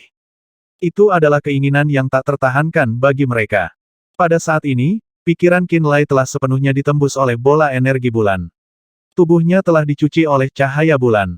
Jika dia benar-benar seorang praktisi bela diri dari cabang Jiang Zuze, dia tidak akan bisa mengendalikan dirinya dan akan meminum darah manusia. Tapi Qinlai tidak melakukan ini. Bahkan setelah pikirannya diserang oleh cahaya bulan, dia hanya memegangi kepalanya dengan ekspresi bengkok. Dia sangat kesakitan sehingga dia hampir berguling-guling tetapi dia bahkan tidak melihat darah manusia di dalam kuali besar itu. Yueji menggigit bibirnya dan terus mengamati. Puluhan detik kemudian, dia juga setuju. Dia menyadari bahwa dia mungkin salah. Dia segera bersiap untuk memperbaiki kesalahannya. Dia buru-buru berkata, "Yao Tian, saya pikir kami salah. Anda telah lulus ujian dan tidak terpikat oleh darah. Anda seharusnya tidak berasal dari cabang Jiang Zuze. Jangan khawatir, kami akan mengambil kembali kekuatan sekarang dan akan menebusnya untukmu. Tenang dan beri kami waktu. Kami akan segera menarik kembali kekuatan bulan yang telah kami masukkan ke dalam lautan kesadaranmu." Saat Yueji berbicara, dia memberi isyarat dengan tangannya ke Yeji dan Suiji agar mereka perlahan menarik kembali kekuatannya. Tiga wanita bersiap untuk membatalkan teknik. "Jangan!" Ekspresi Qinlai berubah saat dia terengah-engah. Dia berteriak, "Saya tidak terhubung dengan Jiang Zuze, tetapi karena Anda ingin menebus kesalahan saya, maka bantu saya dan lanjutkan." Saya tahu bahwa Anda juga dapat merasakan hambatan pada ingatan saya. Bantu aku membuat celah, biarkan aku melihat masa laluku. Ah, teriak ketiga wanita itu kaget. Mereka menatap dengan mata bingung pada Qinlai. Mereka menghentikan apa yang mereka lakukan. Kamu tidak membentuk penghalang ingatan itu untuk menghentikan kami mencari. Mulut Ye Ji terbuka, setiap gigi seperti batu giok bersalju, saat dia berseru. Kamu tidak menyegelnya dengan kekuatanmu sendiri. Sui Ji juga tercengang. Yue Ji terdiam sejenak dan secara bertahap mengerti. Maksudmu ingatanmu selalu disegel, kamu tidak tahu masa lalumu. Itu sebabnya aku memintamu untuk membantuku. Qinlai berteriak. Ketiga wanita itu saling berpandangan. Sekarang, mereka hampir yakin bahwa Qinlai tidak memiliki hubungan dengan Jiang Zuze. Mereka tidak lagi merasakan niat membunuh terhadap Qinlai.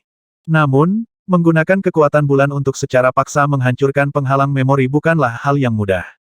Itu akan menghabiskan kekuatan mereka, kekuatan altar pengorbanan, kekuatan para wanita yang membantu dan kekuatan bulan. Semua energi ini sangat berharga. Setelah masalah ini diselesaikan, mereka akan kelelahan dan lemah. Adapun altar pengorbanan, itu tidak akan dapat digunakan untuk sementara waktu. Ini akan sangat mengecewakan Dong Wansai. Makanya ragu-ragu. Sejak kamu mulai, kamu mungkin juga menyelesaikannya. Anda berutang ini kepada saya, tolong bantu saya. Qinlai berteriak. Menghancurkan penghalang ingatan dapat melukai jiwamu. Apa kamu yakin? Yue Ji bertanya dengan tegas. Ya, saya yakin. Aku sangat yakin. Ekspresi Qinlai kejam. Saya telah mencoba berulang kali dalam beberapa tahun terakhir tetapi tidak pernah berhasil membuat celah. Di dalam lautan kesadaranku, kesadaran jiwa orang lain biasanya dihancurkan oleh kilat dan gunturku. Sampai sekarang, tidak ada apapun selain bulan yang telah Anda bentuk ini yang mampu tinggal di sana tanpa dibasmi oleh guntur dan kilat. Itu mungkin efektif melawan penghalang ingatanku.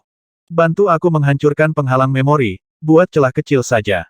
Saya tidak akan membalas tindakan Anda. Jika tidak, saya akan meminta Palace Master Dong untuk menghukum Anda. Aku tidak akan membiarkan ini meluncur. Yue Ji tiba-tiba merasakan sakit kepala. Dia tidak mengira bahwa masalah ini akan berkembang ke titik di mana kedua pilihan itu sulit. Dia tidak bisa memprediksi bahwa anak laki-laki yang dia kira berasal dari faksi Jiang Zuze ini memiliki sesuatu yang sangat aneh di dalam dirinya. Seseorang yang ingatannya disegel dan disembunyikan, bagaimana sejarahnya? Dia secara bertahap menjadi penasaran. Setelah berpikir beberapa saat, alis Yue Ji berkerut dan dia berkata, kalau begitu sesuai keinginanmu. Ketika dia membuat keputusan, wanita lain tidak ragu-ragu. Mereka menyesuaikan diri di bawah perintahnya dan mengumpulkan lebih banyak kekuatan. Cahaya bulan, karakter kuno berbentuk bulan sabit, kekuatan roh murni. Semua energi ini berkumpul dan membanjiri Qinlai. Bulan yang mengambang di dalam kepala Qinlai menjadi lebih besar dan lebih terang. Cahaya yang dipancarkannya bahkan lebih menyilaukan. Rasa sakit yang menyayat hati datang dari pikirannya seolah-olah ditusuk oleh jutaan jarum. Rasa sakit seperti itu adalah sesuatu yang tidak bisa ditoleransi oleh manusia. Qinlai berguling-guling di tanah seperti binatang buas yang akan mati. Dia meraung saat dia merobek pakaian dan dagingnya. Dia menelanjangi dirinya sendiri dan menggores luka berdarah yang kejam di tubuhnya. Para wanita istana pemujaan bulan menyaksikan dia menjadi gila dan mencakar dirinya terbuka. Tubuh muda, kuat dan maskulin muncul di altar. Setiap otot ditentukan, dan tendon di bawah otot terlihat jelas seperti cacing tanah. Tubuh dipenuhi dengan karisma yang kuat dan maskulin. Goresan berdarah menambahkan aura yang kuat dan buas ke tubuh pria yang sangat menarik ini. Altar dan lembah gunung penuh dengan wanita cantik. Mata mereka berkilauan saat mereka melihat Qinlai di atas altar. Tanpa disadari, wajah mereka memerah menggoda. Sebagian besar betina ini diberkahi dan dewasa. Mereka tahu apa arti tubuh yang kuat seperti yang dimiliki Qinlai bagi wanita. Banyak wanita melihat dan ekspresi mereka menjadi gelisah. Mereka tersipu malu. Bahkan Yue Ji, Ye Ji, dan Sui Ji merasa canggung dan tidak tahu apakah mereka harus berhenti atau tidak. Jangan lihat dia, Yue Ji tiba-tiba berteriak. Para wanita tempat pemujaan bulan mendengar teriakannya dan tiba-tiba bereaksi. Banyak wanita dengan canggung berbalik, beberapa menundukkan kepala, tetapi yang duduk di altar tidak bisa menghindarinya. Mereka menatap dan mengamati status Qinlai, terus mengumpulkan kekuatan di tubuhnya. Suasana lembah gunung berubah dan dipenuhi dengan aura aneh. Di lautan kesadaran Qinlai, cahaya bulan yang dipancarkan oleh bulan sabit meningkat dan energi bulan menjadi lebih kuat. Rasa sakit Qinlai menembus tulangnya. Dia meratap, berguling-guling di tanah, dan melolong liar. Seperti ini, di bawah iluminasi cahaya bulan, sudut penghalang ingatannya meleleh. Adegan buram tiba-tiba muncul di benaknya saat ingatan itu dilepaskan. Ada lorong ruang waktu 5 warna. 5 garis warna-warni itu indah dan mempesona seperti meteor yang berkedip. Dia sepertinya akan melangkah ke lorong. Pada saat ini, suara seorang wanita muda datang dari belakangnya. Qin Lai, aku bersumpah aku akan pergi ke alam roh untuk menemukanmu. Suara ini dipenuhi dengan cinta yang menyayat hati, namun juga membawa kebencian yang mengamuk. Aku tidak ingin melihatmu di alam roh. Dia bahkan tidak berbalik untuk melihat saat dia masuk ke lorong dengan tawa gila dan aneh. Dia meninggalkan dunia yang kabur dan gelap itu di belakangnya. Ini semua adalah memori yang tersegel itu. Di lembah gunung, para wanita istana pemujaan bulan mengelilingi altar dengan Qin Lai di tengahnya. Mereka mengumpulkan kekuatan mereka dan mengarahkan cahaya bulan untuk menyerang penghalang memori Qin Lai dan merobek celah. Kepala Qin Lai terbelah kesakitan saat dia berguling-guling di tanah dan melolong. Saat dia melolong, adegan mulai muncul dari kedalaman ingatannya. Dalam sekejap, dia berjalan keluar dari pusaran air besar di kehampaan abu-abu yang tampaknya menjadi bagian yang menghubungkan bumi dan langit. Dia berdiri di puncak gunung setinggi puluhan ribu meter. Puncak gunung ini menembus awan. Awan putih berada di tengah gunung, membuatnya tampak seperti pilar yang menghubungkan langit dan bumi. Pusaran air spasial yang sangat besar berputar di atas puncak gunung. Setelah dia keluar, dia menatap ke kejauhan. Istana setinggi ratusan meter berdiri tegak dan terbentang di atas tanah tak berujung. Mereka tampak seperti pegunungan tak berujung yang membentang ke arah langit. Melihat dari puncak besar Qin Lai yang menjulang tinggi, orang akan menemukan bahwa ada artefak roh terbang yang sangat besar yang panjangnya hampir 10.000 meter terbang melintasi langit di atas istana. Jika seseorang fokus, mereka akan melihat banyak praktisi bela diri masuk dan keluar dari istana. Beberapa praktisi bela diri istana hanya berdiri di atas alas batu menatap langit, seolah-olah mereka sedang mencoba merenung. Kadang-kadang, beberapa praktisi bela diri yang mendominasi akan melesat melintasi langit di altar jiwa mereka. Banyak binatang besar dan burung sedang ditunggangi oleh anak-anak yang tertawa dan bermain di udara. Qin Lai tiba-tiba merasakan kerinduan yang besar saat dia melihat puncak yang luas, tanah yang tak berujung, dan pemandangan spektakuler dan misterius. Dia bisa merasakan bahwa dunia yang dia lihat ini adalah rumahnya. Tuan muda, selamat datang kembali dari galaksi Battlefield. Teriak raksasa setinggi hampir 100 meter yang sepertinya terbuat dari cairan emas. Dia bersinar dengan cahaya keemasan di bawah sinar matahari, tubuh bagian atasnya yang terbuka berotot kuat. Kepalanya ditekuk saat dia berlutut dengan satu lutut di puncak gunung seperti binatang emas yang merangkak. Dia berkata, Tuan sedang menunggumu. Qin Lai berbalik dan melihat ada puluhan raksasa emas berlutut dan menunggu di puncak gunung dengan kepala tertunduk. Ada ular berkepala 9 yang panjangnya hampir 1000 meter di antara raksasa emas raksasa. Kulitnya memiliki pola alami yang sangat indah. 9 kepala raksasanya bergerak terus-menerus, mata seukuran semangka menunjukkan cahaya gembira saat mereka memandangnya. Dia tertawa dan terbang untuk mendarat di kepala terbesar dari ular raksasa berkepala 9. Dia melolong, dan ular raksasa berkepala 9 itu bergerak seperti awan menuju istana terbesar. Lusinan raksasa emas berubah menjadi busur cahaya keemasan yang mengikuti ular raksasa berkepala 9. Qin Lai tidak bisa menahan diri untuk tidak melolong karena kepalanya sakit. Adegan di kepalanya tiba-tiba menghilang. Riak menakutkan tiba-tiba meletus dari dalam penghalang ingatannya. Tekad dominan yang menghancurkan dunia membentuk angin puyuh yang menyesakkan yang menyapu setiap sudut kesadarannya. Ledakan. Di bawah riak yang menakutkan, bulan sabit yang tergantung di lautan kesadarannya segera hancur. Retakan yang memungkinkan dia mengintip ke dalam ingatannya yang sangat tersembunyi dengan cepat diblokir dan diperkuat. Yueji, Yeji, Suiji dan praktisi bela diri istana pemujaan bulan di altar memuntahkan darah. Darah merah mewarnai bagian depan jubah perak mereka menjadi merah. Mata mereka yang cerah tiba-tiba menjadi redup. Wajah kemerahan mereka menjadi pucat dan tampak lemah. Qin Lai membuka matanya dan menatap Yueji dan yang lainnya. Dia ragu-ragu dan berkata, bisakah kamu melanjutkan? Yueji buru-buru menggelengkan kepalanya dan berkata, kami tidak akan melanjutkan. Matanya dipenuhi dengan teror yang dalam. Dengan seni rahasia istana pemujaan bulan dan kekuatan bersama saudara perempuannya, dia mencoba menghancurkan penghalang ingatan dan mengintip ke masa lalu Qin Lai.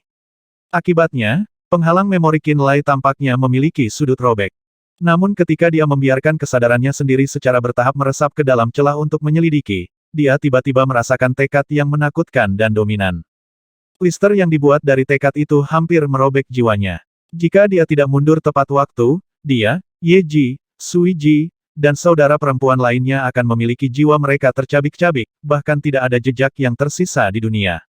Meski begitu, jiwanya masih mengalami kerusakan yang cukup besar. Dia tidak akan bisa pulih dalam waktu singkat. Kenapa seperti ini? Qin Lai bergumam. Orang yang menyegel ingatanmu itu menakutkan. Hanya tekad yang dia tinggalkan sudah cukup untuk memadamkan jiwa kita semua. Kami tidak akan mencoba, kata Yeji. Keterkejutan terlihat jelas dalam nada suaranya. Para wanita dari Istana Pemujaan Bulan memandang Qin Lai dengan kaget. Pada saat yang sama, Pulau Abu-Abu. Tang Siki berjalan keluar dari kamar pengasingannya dan menemukan Mo Hai, Hong Bowen dan Song Tingyu menunggunya. Dia menyadari bahwa pasti ada masalah penting dan segera bertanya, ada apa? Ini adalah surat yang datang dari Lembah Pemujaan Bulan dari benua Prisma. Penulis mengatakan bahwa dia adalah Qin Lai, tetapi kami tidak mengenali tulisannya. Saya harap Anda dapat mengkonfirmasinya. Hong Bowen menyerahkan surat itu.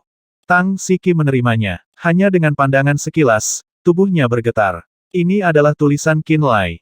Kembali di sekte persenjataan, Qin Lai telah membantunya menempa komponen yang lebih kecil di bawah bimbingannya. Keduanya telah menggambar diagram roh bersama-sama, dan mengetahui goresan, penekanan, dan detail kecil satu sama lain serta milik mereka sendiri. Dia mengenali tulisan Qin Lai dengan pandangan sekilas. Itu benar-benar Qin Lai. Mata Song Tingyu berbinar. Dia tersenyum dan kemudian berkata, Penatua Hong, tolong tunggu sebentar. Saya perlu mengembalikan surat, dan menyiapkan beberapa hal. Aku akan pergi mengirim mereka bersamamu. Uhuk-uhuk, Siki, apakah kamu tidak memiliki sesuatu untuk dikatakan kepada Qin Lai? Mo Hai mengingatkan. Tang Siki dengan cepat bereaksi. Wajahnya sedikit memerah dan dia berkata kepada Hong Bowen. Saya juga perlu mengirim surat. Penatua Hong, tolong tunggu sebentar untukku. Masalah kecil, masalah kecil. Hong Bowen tertawa. Kedua wanita itu buru-buru pergi. 15 menit kemudian, keduanya kembali secara bersamaan. Song Tingyu menyerahkan cincin spasial dan berkata, ada surat dan beberapa bahan dari 6 atribut, dia akan menggunakannya untuk itu. Tang Siki menyerahkan cincin spasial juga. Tolong berikan ini pada Qin Lai untukku. Hong Bowen memandang kedua wanita itu, tersenyum dan berkata, jangan khawatir, saya jamin mereka akan mencapai Qin Lai. Hong Bowen meninggalkan Grey Island dan beberapa saat kemudian, dia tiba di sebelah formasi teleportasi item besar. Dia berpikir sejenak dan juga menulis surat. Dia meninggalkan tanda unik untuk Bloodfin Sect di atasnya dan kemudian memerintahkan, siapkan 15 bom mendalam yang berkobar. Kirim mereka dengan surat ini dan 2 cincin spasial ini ke Istana Pemujaan Bulan di kota Monstone. 15 bom mendalam yang berkobar Penatua, batu roh yang dikirim oleh Istana Pemujaan Bulan hanya cukup untuk 10 bom mendalam yang berkobar. Juga, pasokan bom mendalam berkobar tidak dapat memenuhi permintaan, kami orang itu mengingatkan. Hong Bowen memotongnya dan berkata dengan tidak sabar, lakukan apa yang saya katakan. Ekspresi orang ini menjadi tegas dan dia buru-buru menurut. Dia meletakkan 15 bom mendalam berkobar, surat yang ditulis Hong Bowen, dan 2 cincin spasial ke formasi teleportasi item di bawah pengawasan Hong Bowen dan kemudian mengirimnya. Istana Pemujaan Bulan di kota Monstone. Di dalam ruang rahasia dengan formasi teleportasi kecil, Dong Wanzai dan petinggi Istana Pemujaan Bulan telah pergi sejak lama. Mereka hanya meninggalkan 3 praktisi bela diri rilem pemenuhan berjaga-jaga. Menyipitkan mata mereka, ketiganya melihat teleportasi dan menghela nafas. 300.000 batu roh kelas bumi, hilang dalam sekejap. Ah, aku ingin tahu apa yang dipikirkan Palace Master. Istana Pemujaan Bulan kami lebih lemah dari Asosiasi Bela Diri Surgawi dan Jewel Flame Manor. Kami berharap bahwa kami dapat meningkatkan posisi kami sedikit dengan 10 bom mendalam yang berkobar dan tidak menyangka, sayangnya. Bukankah Sekte Bloodfin memiliki reputasi yang baik? Apa yang terjadi kali ini jika mereka tidak akan menjual bom mendalam yang berkobar? Bukankah mereka harus mengembalikan batu roh kita setidaknya? Saya mendengar bahwa Yao Tian berasal dari faksi Jiang Zuze. Faksi Jiang Zuze selalu berselisih dengan Sekte Bloodfin dari Setting Sun Islands. Mereka pasti menemukan sesuatu. Harus begitu, orang pembawa sial bocah itu, dia benar-benar menyakiti kita. Jangan khawatir, Yue Ji membawanya, dia mungkin tidak akan berakhir dengan baik. Apakah menurutmu sekelompok wanita itu akan melakukan sesuatu setelah membawa bocah itu ke lembah gunung upacara karena kelaparan? Haha. Siapa tahu, saya merasa itu mungkin. Ketiga orang itu menjadi semakin jahat saat mereka berbicara, mengeluarkan tawa aneh saat mereka merendahkan suara mereka. Pada saat ini, tirai cahaya melilit formasi teleportasi. Ruang di dalam formasi bergetar, dan tirai cahaya perlahan menghilang. Ketiganya berdiri dengan kaget. Apa yang memasuki pandangan mereka membuat mereka tidak bisa tetap tenang. Bom mendalam berkobar, 15 dari mereka. Mereka benar-benar dari kepulauan matahari terbenam. Oh tidak, Yue Ji dan yang lainnya salah. Ketiganya panik dan buru-buru pergi. Mereka menyerbu dengan kecepatan tercepat mereka untuk melapor ke Dong Wanzai. Saat itu larut malam, Dong Wanzai sedang berkultivasi. Mendengar suara bising di luar, dia berjalan keluar dan berkata dengan kasar, keributan apa itu? Tuan Istana, Setting Sun Islands mengirimkan 15 Blazing Profound Bomb, sebuah surat untukmu, dan 2 cincin spasial. Satu orang maju dan dengan hormat menyerahkan surat itu. Dia menambahkan, Yue Ji dan yang lainnya kemungkinan besar salah. Dong Wanzai panik. Dia melihat surat yang ditulis Hong Bowen dan berteriak dengan tergesa-gesa, bangun Liu Hong, minta dia segera mengirim pesan ke Yue Ji untuk membawa Yao Tian kembali. Tidak, Dong Wanzai berpikir dan berteriak, katakan pada Liu Hong untuk mengirim pesan ke Yue Ji dan katakan padanya untuk segera menghentikan interogasi. Saya pribadi akan meminta maaf kepada Yao Tian. Juga, bangunkan orang-orang yang pernah berada di ruang rahasia sebelumnya. Suruh mereka menemaniku ke Moon Worshipping Mountain Valley. Teriak Dong Wanzai. Istana Pemujaan Bulan segera turun ke dalam kekacauan. Lembah Pemujaan Bulan. Yue Ji, Ye Ji, Sui Ji dan wanita lainnya dari Istana Pemujaan Bulan telah turun dari altar sejak lama. Meski telah mengkonsumsi pil pemeliharaan jiwa yang dapat mengobati jiwa, menenangkan pikiran dan memelihara darah, mereka masih terlihat agak lelah. Mereka duduk di sebelah danau di dalam lembah dan mulai mengedarkan energi bulan untuk pulih perlahan. Qin Lai telah berubah menjadi satu set jubah abu-abu baru. Leher dan lengannya dipenuhi bekas cakaran. Dia saat ini bersandar pada pilar batu dan mengerutkan kening, tenggelam dalam pemikiran yang mendalam. Dia memutar ulang 2 adegan yang dia lihat sebelumnya di tangannya lagi dan lagi. Adegan pertama adalah tentang gadis yang berbicara di belakang punggungnya setelah dia kembali ke Spirit Realm dari Galaxy Battlefield. Bahkan hanya dengan mengingatnya membuat jantungnya berdebar. Adegan kedua adalah pemandangan luar biasa yang dilihatnya dari puncak gunung raksasa. Itu adalah pemandangan rumahnya. Namun, dia masih tidak tahu mengapa dia dibawa ke kota Ling, mengapa dia kehilangan ingatan sebelumnya, siapa orang tuanya dan apa nama tempat tinggalnya dulu. Tapi ada satu hal yang pasti masa lalunya luar biasa. Tempat dia dulu tinggal memiliki kompleks istana yang megah, artefak roh terbang besar yang panjangnya puluhan ribu meter, dan para ahli yang tubuh fisiknya duduk di altar jiwa. Semuanya membuktikan betapa kaya keluarganya dulu. Dinding di sekitar ingatanku bisa diruntuhkan. Selama saya tumbuh lebih kuat di masa depan, saya akan dapat menembus penghalang ini bahkan jika saya gagal menemukan kakek. Saya akan dapat memahami secara nyata apa yang sebenarnya terjadi di masa lalu. Setelah dia dibaptis oleh serangan cahaya bulan, dia semakin bertekad mengetahui bahwa masa depannya tidak akan tetap kabur selamanya. Peningkatan wilayahnya, kekuatan jiwanya, dan kenaikan garis keturunannya semua akan meningkatkan kekuatannya sedikit demi sedikit. Itu akan membantunya mendapatkan pandangan yang lebih jelas tentang masa lalunya. Di atas altar, Qin Lai dengan cepat mendapatkan kembali ketenangannya dan mengeluarkan beberapa daging kering dari cincin spasialnya.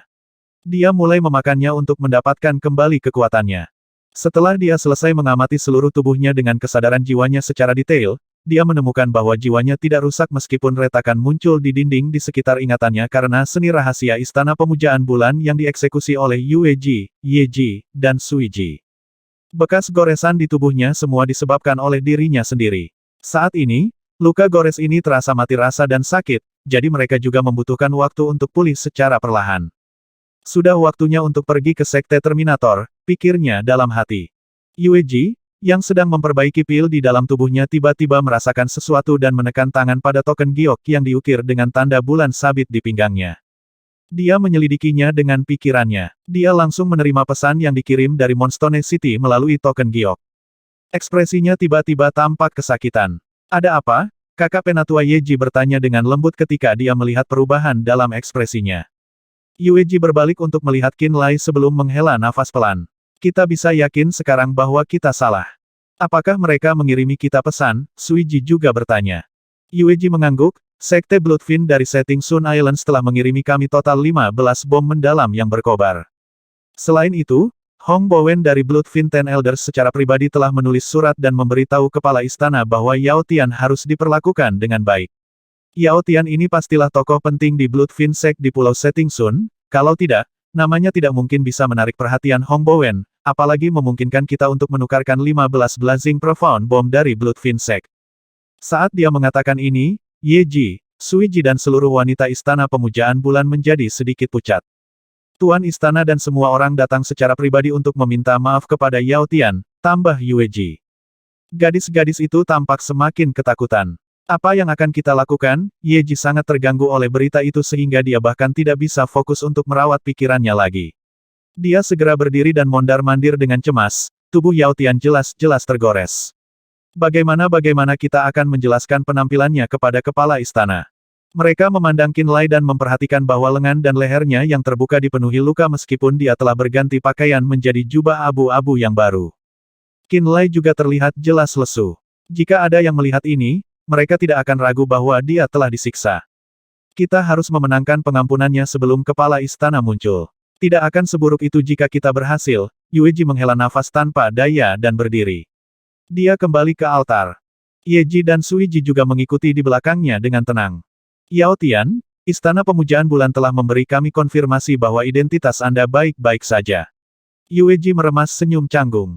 Tuan Istana kami akan segera tiba untuk menyampaikan permintaan maafnya. Adapun kami tidak akan menyangkal bahwa perlakuan kami terhadap Anda telah sedikit tiba-tiba.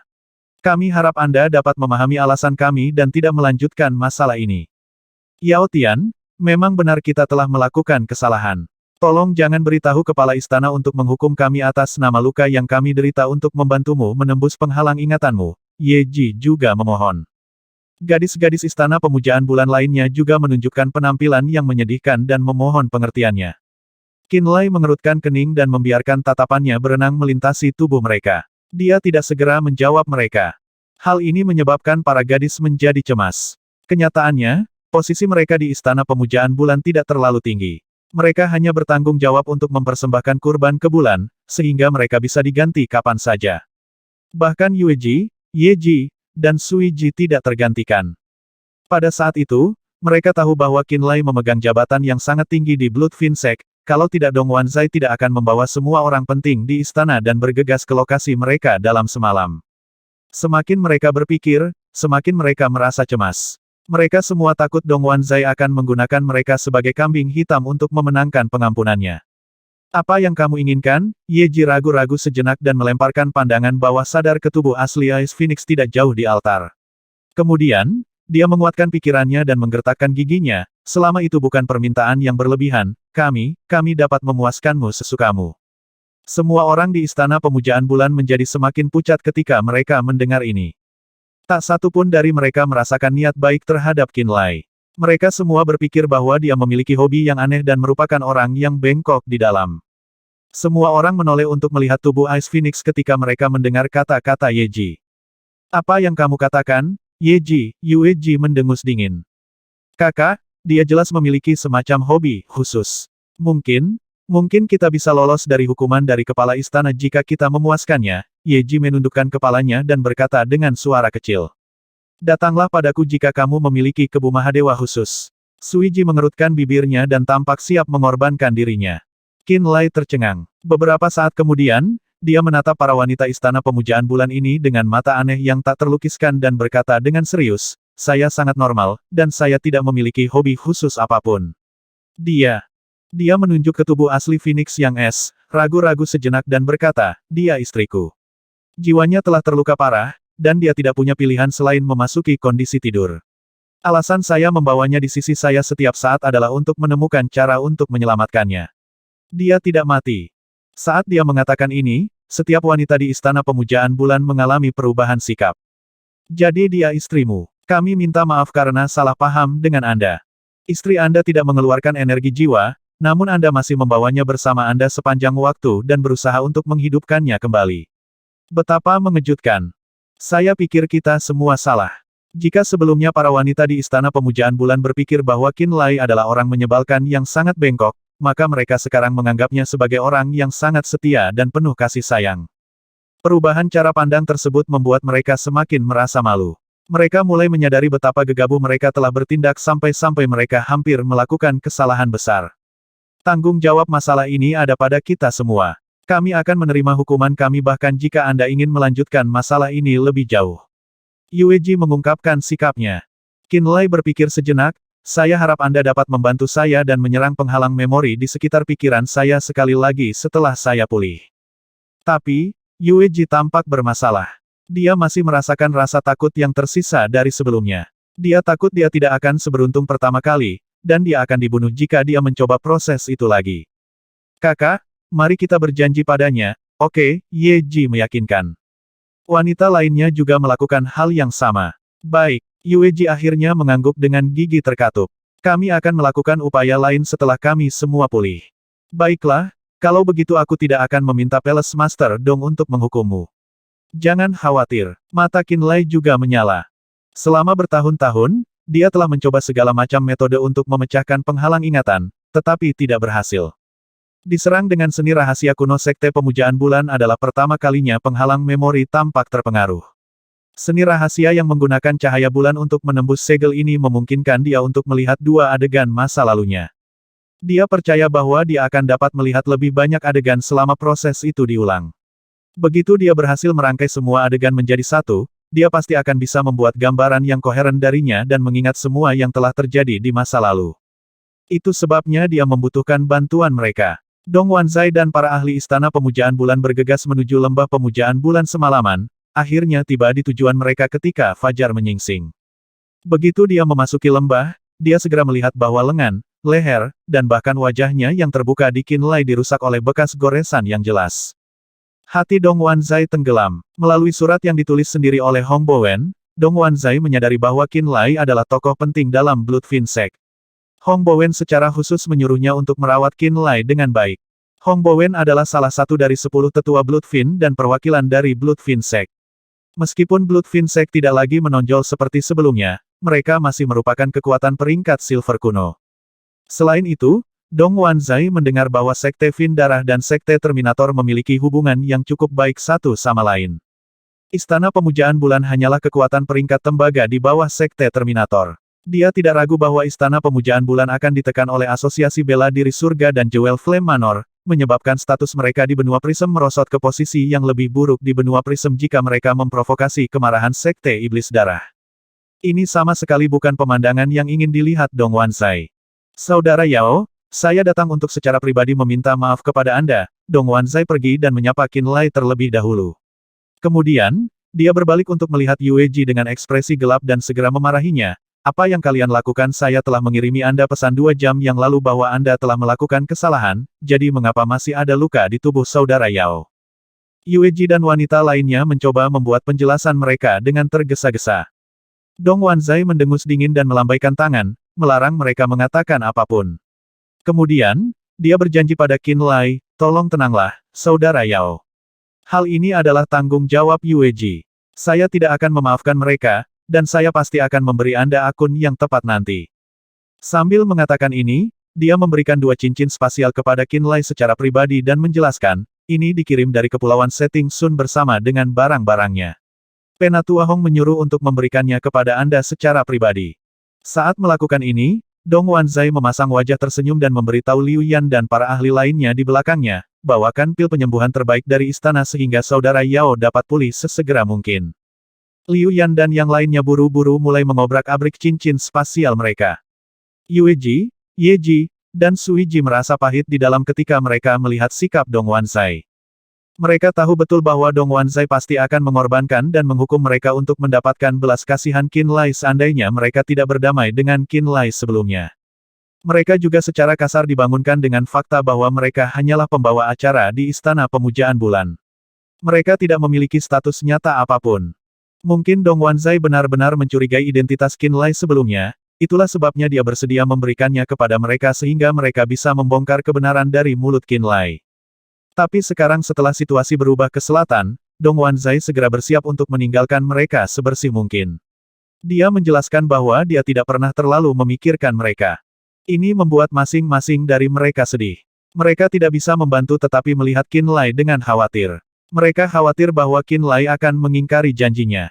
Qinlai tersenyum dingin di depan mata mereka yang berkilauan dan berkata, kamu terlalu banyak berpikir, Tuan Istana Dong. Tidak hanya mereka tidak melakukan apa-apa kepada saya, mereka bahkan memberi saya bantuan besar. Mereka membantu saya mencapai terobosan dalam kultivasi saya. Jadi mengapa saya pernah berpikir untuk mencela mereka ketika saya benar-benar berutang terima kasih kepada mereka? Saat dia mengatakan ini, Dong Wanzai, Liu Yan dan semua orang tercengang dan bingung. Mereka bertukar pandang antara kelompok Qinlai dan Yue Ji, dan makna di balik mata mereka perlahan berubah menjadi aneh. Liu Yan dan yang lainnya mengangkat kepala mereka sedikit seolah-olah mereka tiba-tiba mengerti sesuatu. Haha, saya mengerti, sesaat linglung kemudian, Liu Yan tiba-tiba tertawa dengan mata meragukan, selama Anda bergaul maka semuanya baik-baik saja sangat bagus. Dong Wanzai juga menyadari dan menggambar senyum aneh yang jelas di wajahnya. Mereka semua berpikir bahwa Yue Ji, Ye Ji, dan Sui Ji tidak menyiksa Qinlai segera setelah mereka membawanya ke lembah pemujaan bulan. Mereka berpikir bahwa wanita yang haus ini telah memenuhi sebagian dari kebu Mahadewa mereka yang telah lama diabaikan melalui pemuda bernama Qinlai. Sementara mereka memuaskan diri mereka sendiri, mereka mungkin sangat mempesona Qinlai sehingga dia benar-benar senang dengan kesulitannya. Ketika Yue Ji, Ye Ji, dan Sui Ji melihat tatapan meragukan di mata semua orang, mereka semua menebak apa yang dipikirkan orang-orang ini dan merasa semakin sulit untuk mempertahankan ekspresi alami. Ini membuat Liu Yan dan yang lainnya semakin yakin bahwa apa yang mereka pikir adalah kebenaran. Ahem, karena Yue Ji dan gadis-gadis lain tidak menyakitimu, maka Dong Wanzai tertawa terbahak-bahak dan bertanya, kamu tidak akan melanjutkan masalah ini, kan? Tentu saja tidak. Qinlai mengangkat bahu. Dong Wanzai menghela nafas lega. Kemudian, sinar aneh melintas di matanya saat dia tiba-tiba bertanya, Saudara Yao, tentang bom mendalam yang berkobar kami ingin membeli lebih banyak. Bagaimana menurutmu? Saya percaya bahwa Sekte Fin Darah tidak akan kesulitan memperdagangkannya dengan jumlah batu roh yang tepat. Qinlai menggosok dua cincin spasial dan menyelidiki isi di dalamnya. Salah satu cincin spasial berasal dari Song Siyuan. Itu berisi surat dan banyak bahan roh dari 6 atribut. Mereka secara khusus dipersiapkan untuk memberi makan roh kekosongan dan kekacauan. Cincin spasial lainnya telah disiapkan oleh Tang Siki khusus untuknya. Isinya 35 bom mendalam berkobar, dan di antara mereka, 5 ditandai dengan tanda racun mematikan yang jelas. Selain itu, Tang Siki juga mengiriminya baju besi roh yang secara khusus dia buat untuknya. Dilihat dari penampilan dan bahannya, itu mungkin berkualitas bagus. Qinlai tidak segera membaca kedua surat itu. Dia melihat melalui semua yang ada di dalam cincin spasial dan bertukar basa-basi dengan Dong Wanzai untuk sementara waktu. Dong Wanzai sangat puas dengan hasil perjalanan ini. Pada akhirnya, Qinlai menolak undangannya dan mengatakan bahwa dia siap untuk menghabiskan beberapa hari lagi di lembah pemujaan bulan. Dia akhirnya membuat dia dan bawahannya benar-benar nyaman. Dong Wanzai dan anak buahnya pergi dengan gembira. Qinlai hanya membaca isi dari dua surat dengan hati-hati setelah mereka pergi. Dalam surat itu, Song Tingyu dengan berani memberitahunya betapa dia merindukannya dan menjelaskan situasi Flaming Sun Island saat ini. Dia mengatakan kepadanya bahwa Flaming Sun Island tumbuh setiap hari karena Blazing Profound Bomb yang disempurnakan oleh Grey Island telah membantu mereka mengumpulkan cukup banyak kekayaan. Di sisi Pulau Darah, para praktisi bela diri tombak darah dengan cepat tumbuh dalam kekuatan di bawah kepemimpinan Lang Xie. Mereka telah bekerja sama dengan Gold Sun Island dan Bloodfin Sect untuk menyapu beberapa kekuatan di sekitarnya. Kekuatan mereka tumbuh dengan mantap setiap hari juga. Ayahnya dan Xie Jingxuan telah kembali ke benua Scarlet Tide begitu mereka menemukan kekuatan yang mereka butuhkan dari sisa-sisa elit kuno. Mereka bersiap untuk memasuki pengasingan dan naik ke alam nirvana. Dia sendiri meningkat pada tingkat yang luar biasa menggunakan bahan roh kultivasi yang ditimbun oleh Pulau Abu-Abu setelah dia naik ke alam pemenuhan. Kemudian, Song Tingyu bertanya kepadanya tentang apa yang dia lakukan di akhir suratnya, dan di mana dia beroperasi selama setahun terakhir. Surat Tang Siki sedikit pendiam. Setelah mengungkapkan kerinduannya padanya dengan cara yang halus, dia mulai berbicara tentang beberapa hal yang telah terjadi di Grey Island. Dia berbicara tentang membuat terobosan baru dalam penelitian diagram kuno. Dia mengatakan kepadanya bahwa Pulau Abu-Abu saat ini telah sepenuhnya melampaui sekte persenjataan sebelumnya, dan bahwa mereka mencapai kemajuan yang lebih besar dalam pencapaian penempaan artefak. Setelah dia selesai membaca kedua surat itu, Qinlai memberi Yue Ji pemberitahuan sebelum tinggal sementara di Menara Batu di Istana Pemujaan Bulan. Beberapa hari kemudian, sembuh, Qinlai merasa ingin berbicara sedikit dengan Ice Phoenix. Tapi karena Moon Worshipping Valley tidak nyaman untuk diskusi, dia memberikan alasan acak dan terbang menjauh dari Moon Worshipping Valley. Setelah mengendarai kereta perang kristal sampai dia beberapa ratus kilometer jauhnya dari lembah pemujaan bulan, dia menempatkan batu nisan penyegel iblis di lokasi yang jauh sebelum melepaskan jiwa Ice Phoenix dari penahanannya. Jiwa Ice Phoenix kembali ke tubuh aslinya. Bagaimana itu berapa lama lagi sampai Anda pulih sepenuhnya? Qin Lai bertanya. Lin Lianger mengerutkan kening dan memeriksa jiwanya untuk beberapa saat sebelum berkata dengan acuh tak acuh, aku akan baik-baik saja dalam waktu 2-3 bulan lagi. Saya akan pergi sendiri ketika saatnya tiba. Bagus, Qin Lai mengangguk. Setelah itu, Qin Lai menanyakan rahasia perlombaan pertarungan surga dan banyak peristiwa aneh di zaman kuno. Sebagai imbalan atas bantuan yang dia berikan padanya, Lin Lianger mengatakan kepadanya setiap kata yang diucapkan ibunya ketika dia menceritakan kisah-kisah kecilnya. The Galaxy Battlefield berada di tepi Spirit Realm. Itu dibentuk oleh banyak bintang kecil, dan luasnya tak terhingga. Ada desas-desus bahwa setelah Heaven Fighting Rache bertarung sampai mati melawan ras yang bersatu, untuk memastikan kelangsungan ras mereka dan untuk mempertahankan kekuatan mereka sendiri, mereka memilih untuk melarikan diri ke Galaxy Battlefield. Kemudian, Heaven Fighting Rache perlahan menghilang tanpa jejak. Mereka tampaknya telah pergi ke tempat yang sangat jauh di dalam Galaxy Battlefield. Kaisar Es pernah mengajak ibuku menjelajahi Galaxy Battlefield. Di sana, dia bertemu dengan banyak ahli kuno dari ras lain dan bertarung dalam beberapa pertempuran besar. Sayangnya, dia tidak pernah bertemu dengan anggota Heaven Fighting Rache. Kemudian, saya mengetahui dari makhluk Fudo pertama bahwa Galaxy Battlefield telah menjadi tempat perebutan banyak ras yang kuat.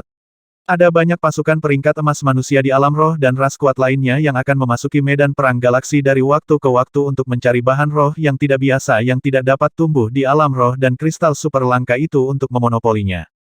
Di dalam Galaxy Battlefield, ada banyak bintang yang hancur di dekat Spirit Realm yang menjadi basis dari banyak ras yang kuat. Dikatakan bahwa ada dunia yang lebih besar dan bahkan lebih banyak balapan yang beroperasi di luar Galaxy Battlefield. Ras-ras itu menyebut alam roh kita memiliki semua jenis nama seperti alam surga, alam roh, alam suci, alam ilahi, dan sebagainya. Di mata mereka, dunia di bawah kaki kita adalah pusat dari alam semesta yang tak terbatas ini, dan hanya ras hidup yang paling kuat yang memiliki hak untuk masuk dan menguasai dunia utama ini. Juga dikabarkan bahwa Heaven Fighting Rache adalah ras yang berasal dari Galaxy Battlefield sebelum mereka mendominasi Spirit Realm. Ada banyak legenda tentang Galaxy Battlefield. Yang paling umum adalah bahwa lingkungan di sana sangat mengerikan. Bahkan seorang praktisi bela diri Nirvana Realm tidak dapat menjelajahi Galaxy Battlefield tanpa mengambil risiko menghadapi segala macam bahaya yang tidak terduga, apalagi seseorang di level Anda. Lin Lianger memegang sepotong kristal es dan menyerap kekuatan es mutlak di dalamnya. Dia menjelaskan apa yang dia ketahui tentang Galaxy Battlefield kepada Qin Lai. Qin Lai mendengarkan dalam diam. Beberapa saat kemudian, 6 roh kekosongan dan kekacauan terbang keluar dari orb penekan jiwa atas kemauan mereka sendiri. Tidak seperti sebelumnya, anak-anak kecil tidak meminta makanan segera setelah mereka keluar. Sebaliknya, mereka merasakannya sebentar sebelum terbang menuju jarak yang jauh. Beberapa saat yang mengejutkan kemudian, Qin Lai buru-buru menyuruh Ice Phoenix untuk kembali, kembalilah dulu. Saya baik-baik saja, saya sudah sedikit pulih, dan saya juga ingin menghirup udara segar. Lin Lianger bangkit dan mendesaknya untuk mengikuti anak-anak kecil itu dan melihat apa yang sedang terjadi. Qin Lai mengejar Spirits of Void and Chaos di kereta perang kristalnya, semakin jauh dari lembah pemujaan bulan. Lin Lianger yang sedang duduk di sudut kereta perang kristal matanya berubah menjadi warna putih keperakan yang diresapi dengan cahaya es yang tembus cahaya. Gumpalan kabut es putih perlahan menyebar dari tubuhnya dan menyelimuti kereta perang kristal. Lapisan es tipis menutupi tubuh kereta. Qin Lai sedikit mengernyit. Matanya juga berubah saat konsep embun beku mengelilingi tubuhnya juga. Konsep es perlahan memenuhi tubuhnya. Aku akan mengembalikan apa yang menjadi hakmu. Wajah Lin Lianger berkilau dengan cahaya sedingin es. Gumpalan kecil aliran es berangsur-angsur tumbuh lebih jelas jauh di belakang pupil putih peraknya. Tiba-tiba, cahaya es mengembun menjadi bola nebula es dan terbang keluar dari pupil Lin Lianger. Aliran es yang berubah memproyeksikan diagram konsep Frost yang berkilauan dengan rune kristal yang tak terhitung jumlahnya, bit es, dan titik cahaya es. Nebula es tiba-tiba memasuki glabella Qin Lai. Alasan Qin Lai diam-diam mengedarkan Frost Arts hanyalah untuk menyesuaikan diri dengan konsep es yang dilepaskan Ice Phoenix dari tubuhnya. Dia tidak memendam niat lain. Oleh karena itu, Tindakan tiba-tiba Lin Lianger mengekstraksi dan mengembalikan diagram konsep Frost kepadanya membuatnya lengah. Sebelum dia berhasil bereaksi, nebula es telah memasuki gelabelannya dan menembus lautan kesadarannya. Setelah kejutan awalnya, Qinlai buru-buru mengumpulkan kesadaran jiwanya dan menyelidiki bola nebula es itu untuk berjaga-jaga jika Lin Lianger telah membuat jebakan licik yang secara khusus menargetkan jiwanya. Kesadaran jiwanya menyapu nebula es dengan cepat seperti tentakel petir, tetapi dia tidak mendeteksi riak yang tidak biasa dari objek sama sekali. Dia dengan cepat santai setelah itu. Menarik. Dua sinar petir dilepaskan dari matanya, dan mereka tiba-tiba meraih bola nebula es seperti sepasang tangan petir besar. Tangan petir tiba-tiba menarik nebula ke dalam pikirannya. Swoosh! Diagram konsep Frost yang telah terbang keluar dari murid Lin Lianger memasuki orb penekan jiwa di kepalanya secara instan saat itu berkilau dengan cahaya kristal yang sedingin es. Bola aliran es terbang menuju lantai 2 orb penekan jiwa. Sesaat kemudian, kilat di mata Qinlai menghilang dan kembali normal. Setelah menghirup udara dingin yang keruh, dia terlihat santai dan bersandar di dinding kereta perang kristal, memeriksa bagian dalam orb penekan jiwa dengan santai.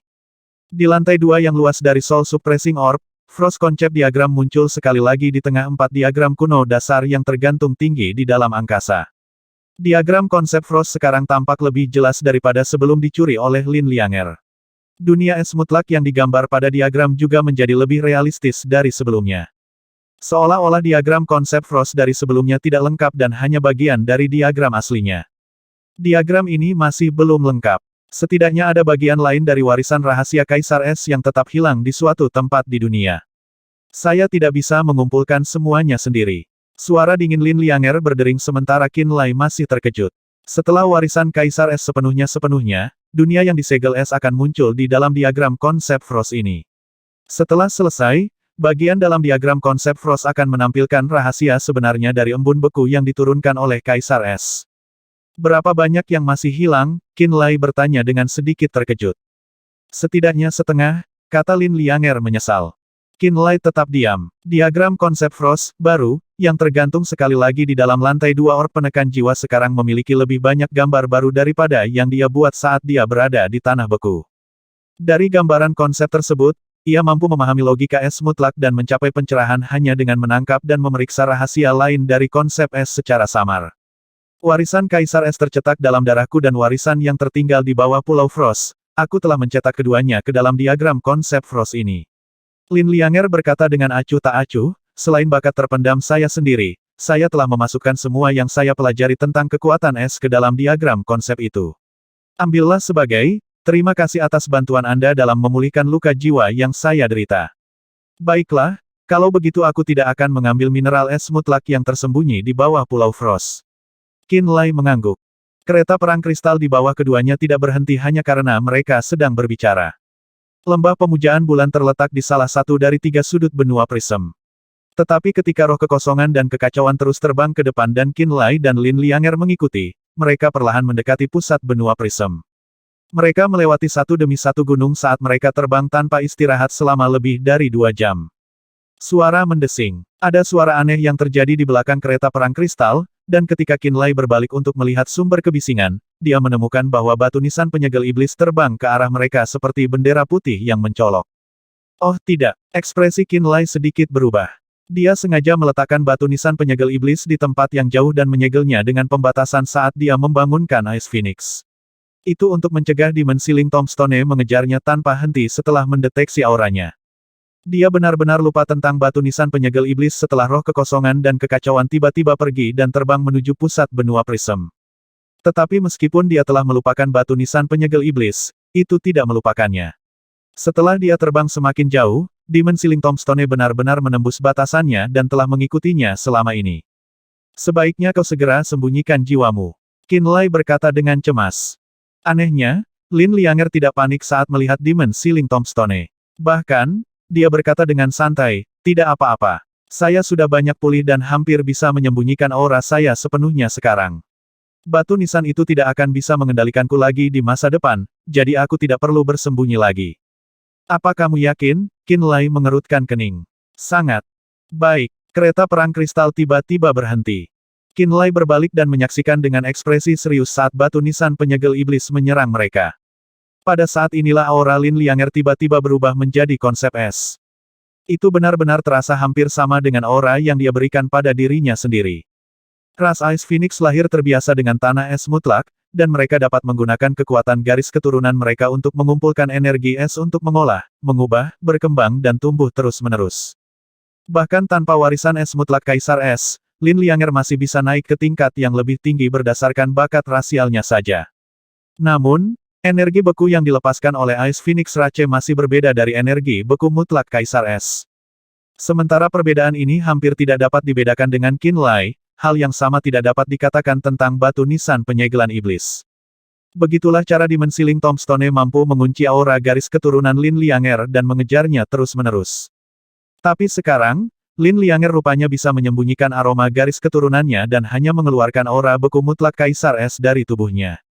Ini adalah bagaimana Lin Lianger benar-benar melepaskan aroma unik hanya untuk binatang roh peringkat tinggi seperti dia. The Dimensiling Tombstone berhenti di atas kepala Qin Lai dan Lin Lianger, tampaknya mencoba mengidentifikasi sesuatu dan sedikit ragu-ragu selama proses tersebut. Qin Lai mengerutkan kening dan mengangkat kewaspadaannya dalam persiapan untuk menghentikan batu nisan penyegel iblis begitu menunjukkan tanda-tanda menekan Lin Lianger. Meskipun Lin Lianger tampak percaya diri dan tenang, dia juga penuh dengan energi beku dan bersiap-siap untuk membalas terhadap Dimensiling Tombstone setiap saat. Untungnya, Dimensiling Tombstone akhirnya gagal menemukan sesuatu yang luar biasa. Sesaat kemudian, Dimensiling Tombstone mengindahkan panggilan Qin Lai, berubah menjadi sinar cahaya dan kembali ke cincin spasial. Kurasa mulai sekarang, aku akhirnya bebas dari batu nisan yang gigi ini. Lin Lianger menghela napas lega. Saya tidak harus bertindak hati-hati seperti yang saya lakukan sebelumnya juga. Qin Lai juga santai. Duo itu saling bertukar pandang. Hubungan mereka telah meningkat secara besar-besaran karena peristiwa ini. Qin Lai akhirnya bisa meletakkan dendam yang dia pegang ketika Lin Lianger mencuri Frost Concept diagramnya secara nyata. Duo ini terus mengobrol satu sama lain di sepanjang jalan dengan ekspresi santai. Mereka tidak waspada satu sama lain atau takut akan serangan tiba-tiba, diam-diam lagi. Pengejaran berlanjut beberapa saat lagi ketika Qin Lai melihat fenomena indah di langit beberapa ratus kilometer jauhnya dari tempatnya berada. Pusat benua Prism memiliki banyak pegunungan yang bergabung. Awan warna-warni terus-menerus meletus tinggi di atas langit pegunungan itu, menyebabkan ledakan tumpul bergema dari jauh. Banyak berkas cahaya yang tampak seperti api, aliran bintang, sungai es atau banyak permutasi tidak biasa lainnya tersebar dari pusat ledakan itu.